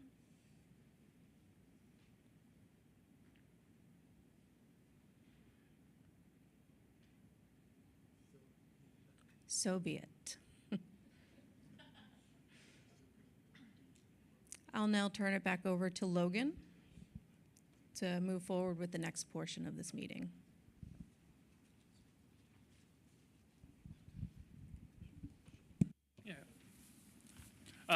Again, thank you for the online question. It's appreciated. Obviously, compliance can sometimes have very niche procedural requirements. So it's always great to get clarity and to expand the horizons on the things that this committee should be discussing.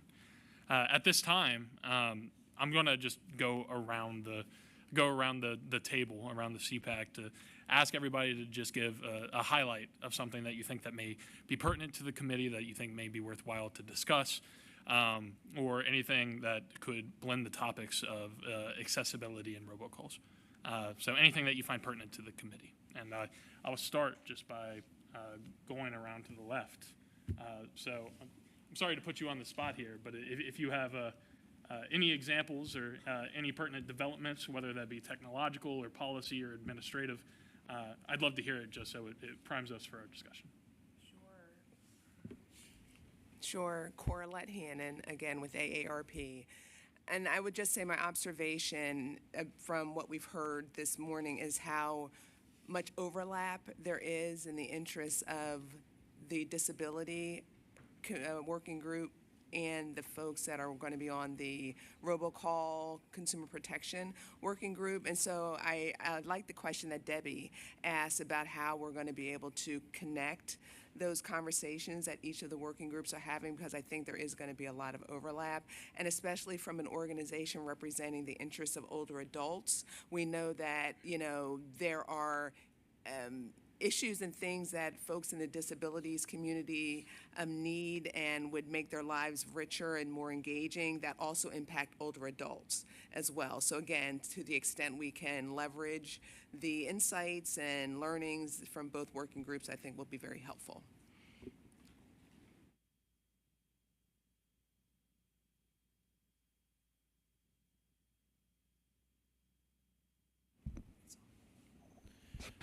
Thank you.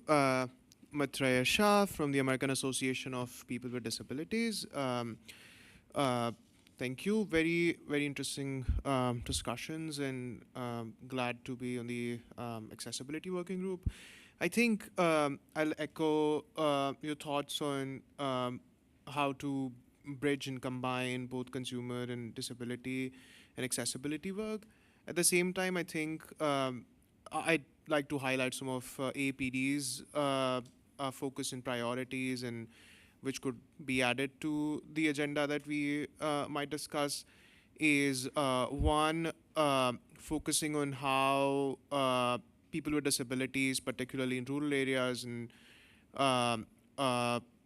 who live with multiple marginalizations, are affected by modernization plans. The second is to focus more on how people with disabilities could be included in broadband access programs like USF. And the third is to, I think, deliberate more on how modern and emerging technologies like AI are changing communication and broadcasting for people with disabilities, and how we could best address new and emerging challenges in that area. Thank you.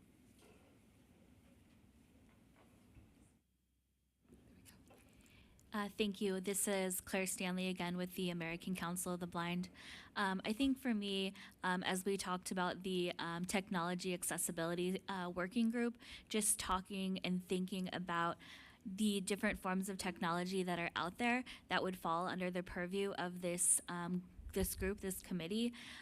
Technology is developing rapidly, and a lot of it I think does fall under the CVAA and other purviews of this group that we might not even think about. And technology has been a huge helper in the blind and low vision space, as well as other disabilities. The things we can do now are things we might never have thought of before. I used, Meta glasses this morning, for instance, to do several tasks. So all that to say, as we work in our working group, I'm just excited to think about what we can define, quote unquote, as technology and communication technology, and how it will or will not, but I think more often will fall under the purview of the CVAA and the work we're doing.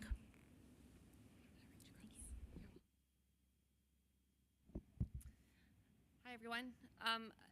What always comes across to me in these discussions is how wide-reaching the work of these groups are going to be. We have a large number of different constituencies that are present here, and the topics that have been brought up, whether are things that are going to touch the lives of every single person in some way, shape, or form. So it is really dawning on me, particularly, I think the accessibility working group ambit can be quite large, to be thinking about how to find the topics that help to create the most benefit, and also be thinking about how that will dovetail into helping with some of the more, I'll call it, finer or bespoke work of the robocall working group, to be able to enable some of those tools to help some of the constituencies in the accessibility community really be able to benefit. I think that there was a question that was brought up earlier about, how do we protect better for those folks who may be vulnerable to robocalls, who are in that community. So thinking about how we can have the work dovetail, and how to be able to create tools that help all consumers, but particularly with that focus on accessibility, I think will be really an interesting area to explore, and looking forward to it as always. Hello, Angela with AT&T. Already, all of you have made very good points. I am very glad to see that this committee has been created. I think that these two areas are very important, a lot of overlap. Thank you, Deborah, for asking the question that we were all thinking.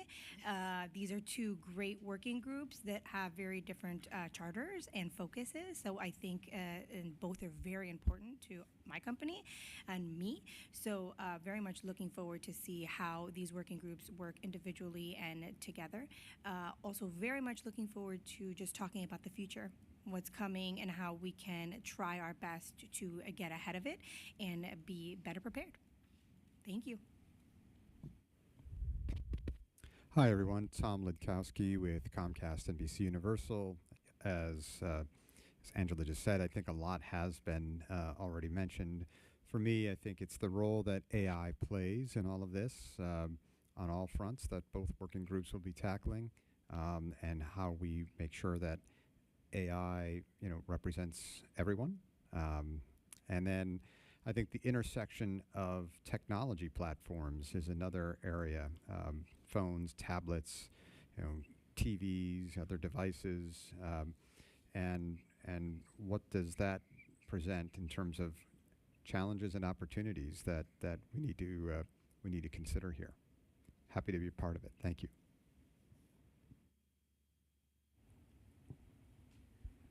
This is Rachel Nemeth with the Consumer Technology Association.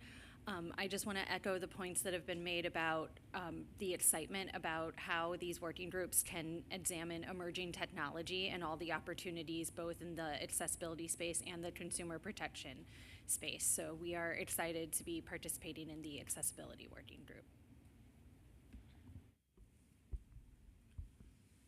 This is Christian Segura from CPAAC. I echo all the excitement.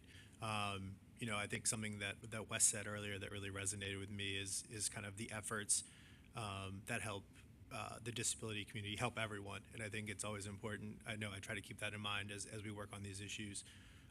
Kind of looking forward, thinking about how the IP transition and sort of the next generation of transmission will really enable, new data to flow with the call header, or how it might help on the robocall and addressing those kind of things. Looking forward to those discussions and look forward to participating on the accessibility working group.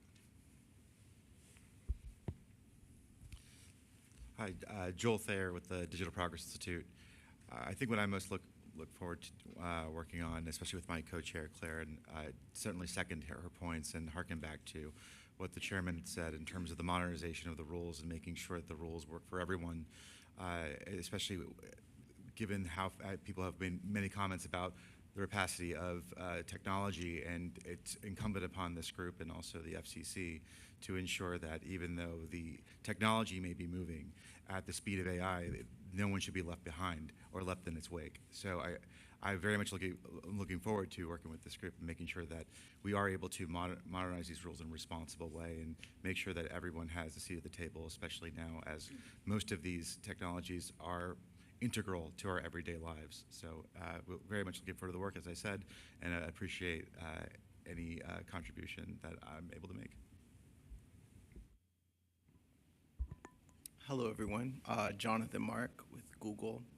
I'm really excited about the work of both of these working groups, specifically the robocall working group, which I'll be participating in. I'm interested in how we can drive advancements in reducing the number of unwanted calls and scams that consumers encounter, and especially how we can use emerging technologies such as AI to tackle this for all communities, including the accessibility community, our aging populations as well. So really looking forward to this work.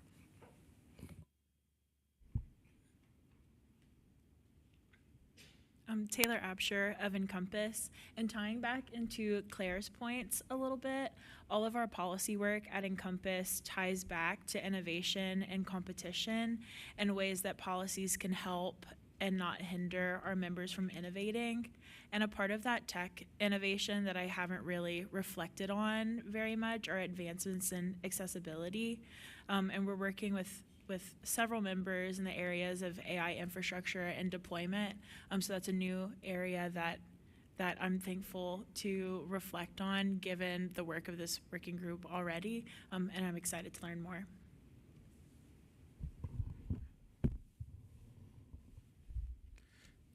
This is Josh Pila from NAB. I want to echo some of the sentiments about innovation and technology and some of what Susie mentioned about next generation television. So there's, I think, a lot of opportunities as we're moving into the next technological age on the video programming side that I'm really excited to see where we can come from this committee. Hello, Tina Metzer with NCRD and Rural Rise. Definitely echo what everyone has said, especially the interaction between the two groups and how important that will be. And also, technology is just amazing how quickly it's changing. Like every day, I hear of something that I'm so amazed that is happening. So I think it's very important that we try to stay on top of that and learn as much as we can as we meet and discuss in our working groups. And also, how do we communicate that to everyone? How do we make sure that we reach everyone? Because everyone really is going to be impacted by that. So really have an overall view of how we can reach everyone to get those points across.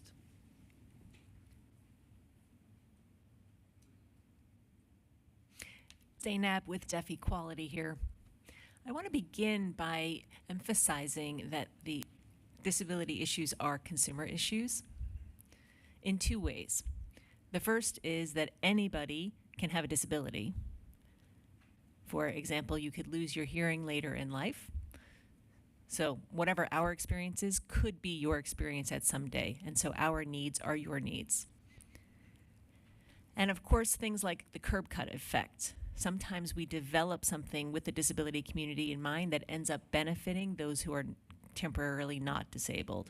And so we have to think about creating new curb cuts out there, curb cuts effects together that will impact all of us and all of the broader communities. With that in mind, technology can be, of course, incredibly beneficial for people with disabilities, and it can be harmful.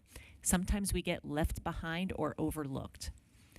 So I'm looking forward to exploring these issues together and how we can equalize technology for the benefit of everybody. So for example, AI being such a hot topic these days, how can AI help us?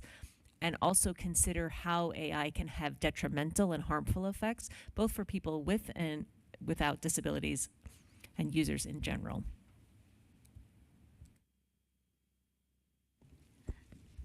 Hello. Olivia Wine, National Consumer Law Center. Thank you, and thank you, Zainab. I appreciate those remarks and absolutely identify with them, and am looking forward to that sort of, curb cut effect as we sort of explore, and just want to sort of bring it back to making sure that we keep consumer protection in mind, especially with the illegal robocalls. And so I'm looking forward to those interesting conversations and hopefully the development of some good recommendations in that working group. Thank you. Yes, hi, Pam Arluck with NCTA, and echoing what everyone has said, the Commission is currently examining how to handle robocalls in non-IP areas, because in those areas, stir shaken does not work, and so to be mindful of accessibility issues as we're looking at those issues. Thank you. Hi, Debbie Berlin, the Project to Get Older Adults Online, Project Goal. And so much of what I wanted to say has already been said, but I'll still continue to talk anyway. I want to just emphasize what Zainab said, and we are all on a path to needing accessibility services. I'm sure all of us in this room have looked at the closed captioning on the screen, for example. The need of hearing accessibility services is not just an older individual need, younger and younger individuals need those services as well. So, for Project Goal, the benefits of technology are great. Older adults are benefiting from technology advances, but we also need to look at what some of the challenges of technology are as well, and I think that that's something that this committee will be focused on, particularly in the area of robocalls. I could share many stories, and perhaps I will, in our working group of how older adults have experienced some of the scams, frauds, et cetera, of robocalls, robotexts, and inadvertently sometimes fallen prey to some of the scams that are on there. They're very creative. They're 2 steps ahead of us now, not just one, and using technology to grab our attention and to engage in frauds that are very difficult to know what's real and what's not real. Thank you. Hi, Chris Breitmeyer, Rural Community College Alliance. And I think I've heard it touched on here a few times, but one of the things I think we need to do in both committees is realize that, this service is for our fellow citizens, and to be very cognizant of the fact that there are varying levels of technology literacy out there. So when we make recommendations and communicate out, it needs to be clear and actionable for those folks. whatever, from either group. And yeah, that's all I would say, because I think a lot of times we think particularly young people are very literate in this way, but they're not. It varies across the board.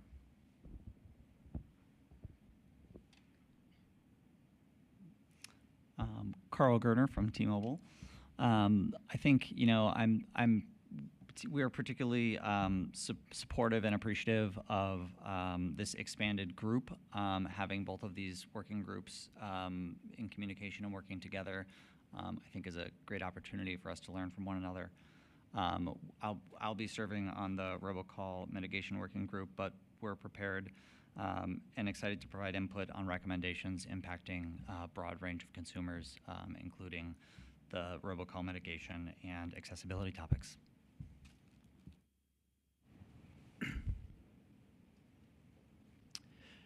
Hi, Ian Dillner with Verizon. Being at the end of the line, I thought I'd just summarize what I think nearly everybody commented on, which is that we're living through an era like many other eras before us, with a lot of changing technology, and talking through for both working groups, talking through how changing technology might create challenges that we want to figure out how to avoid, but also creates opportunities that were not previously available. So I look forward to working with you all to talk through those, the puts and takes of changing technology. Thanks.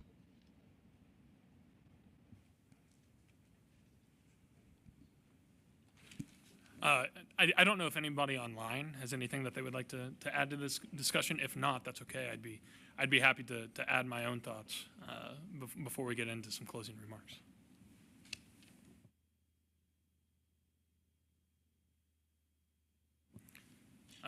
Seeing none on that, I'll just say a couple of quick things. Again, my name's Logan, and I work for the American Consumer Institute, which is a think tank. So we're a research nonprofit, and I deal especially and specifically in technology policy. So I do telecom, but I also spend a lot of time on artificial intelligence privacy issues, which is something that I think sometimes gets overlooked here. Specifically on data privacy, but on other avenues as well. And in technology policy, we often talk pretty frequently about what's called the pacing problem, which is that technology advances much faster than policymakers or regulators are able to respond to the space of technological change. However, what I do think is interesting is that even if government entities do make improvements, albeit at a somewhat slower pace, there are people in the field that use technology to respond to technological problems.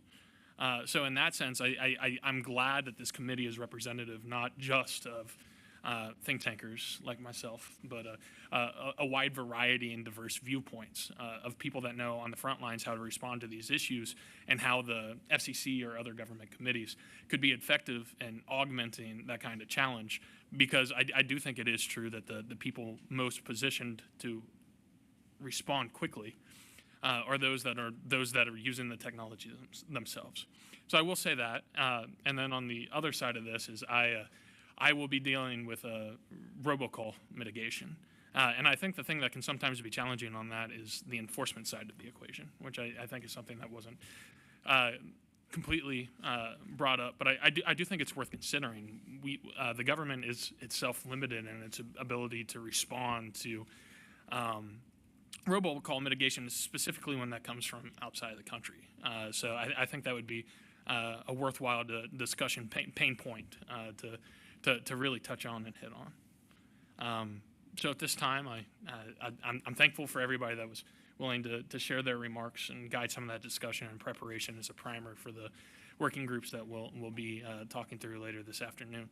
But I'll just end with some closing remarks, and that's that sometimes the reward for good work is more work, which is one thing that I am optimistically hopeful that not only will we be able to deliver positive, actionable recommendations, but that this can be a continuation of the successes that similar advisory committees have had in the past.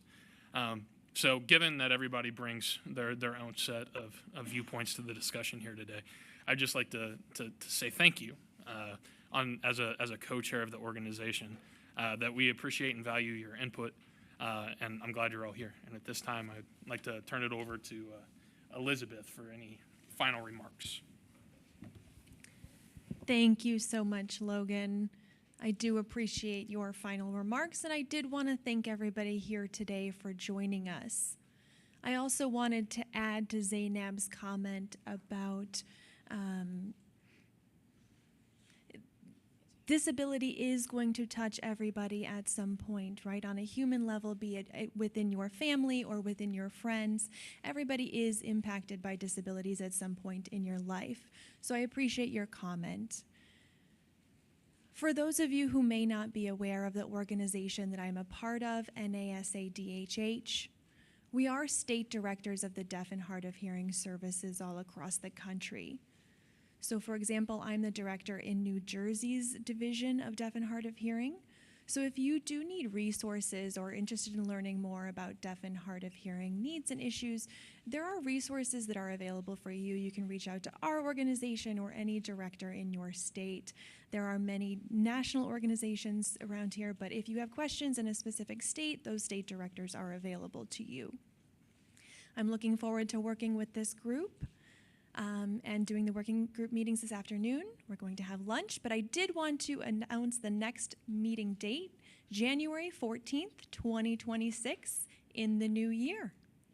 So January 14th. We will see you then. And now I am pleased to announce this meeting is closed. Thank you all. If folks will remain seated for one moment. The meeting's adjourned, but we just have some housekeeping items. We're going to do a group photo in about 15 minutes. So let's say at about 12:05. So that will be up here in the front, but we need time to clear the dais up there to get it ready for the photo. So if you can stay away from the front of the room while we make the preparations for the photo. We have lunch from from right now to 1. At 1 p.m. will be the working groups. If you're in the robocall working groups, that will begin upstairs on the second floor at 1 p.m. So we'll have in the lobby here FCC staff that can escort you upstairs. And the accessibility meeting will be here for the working group. Is there any other announcements, Josh? No, that sounds good. If you have something on the front table where I'm sitting, could you please take it off so that we are able to clear this out for the photo? And then you can go ahead and put it back for the working group meeting this afternoon. Thank you all.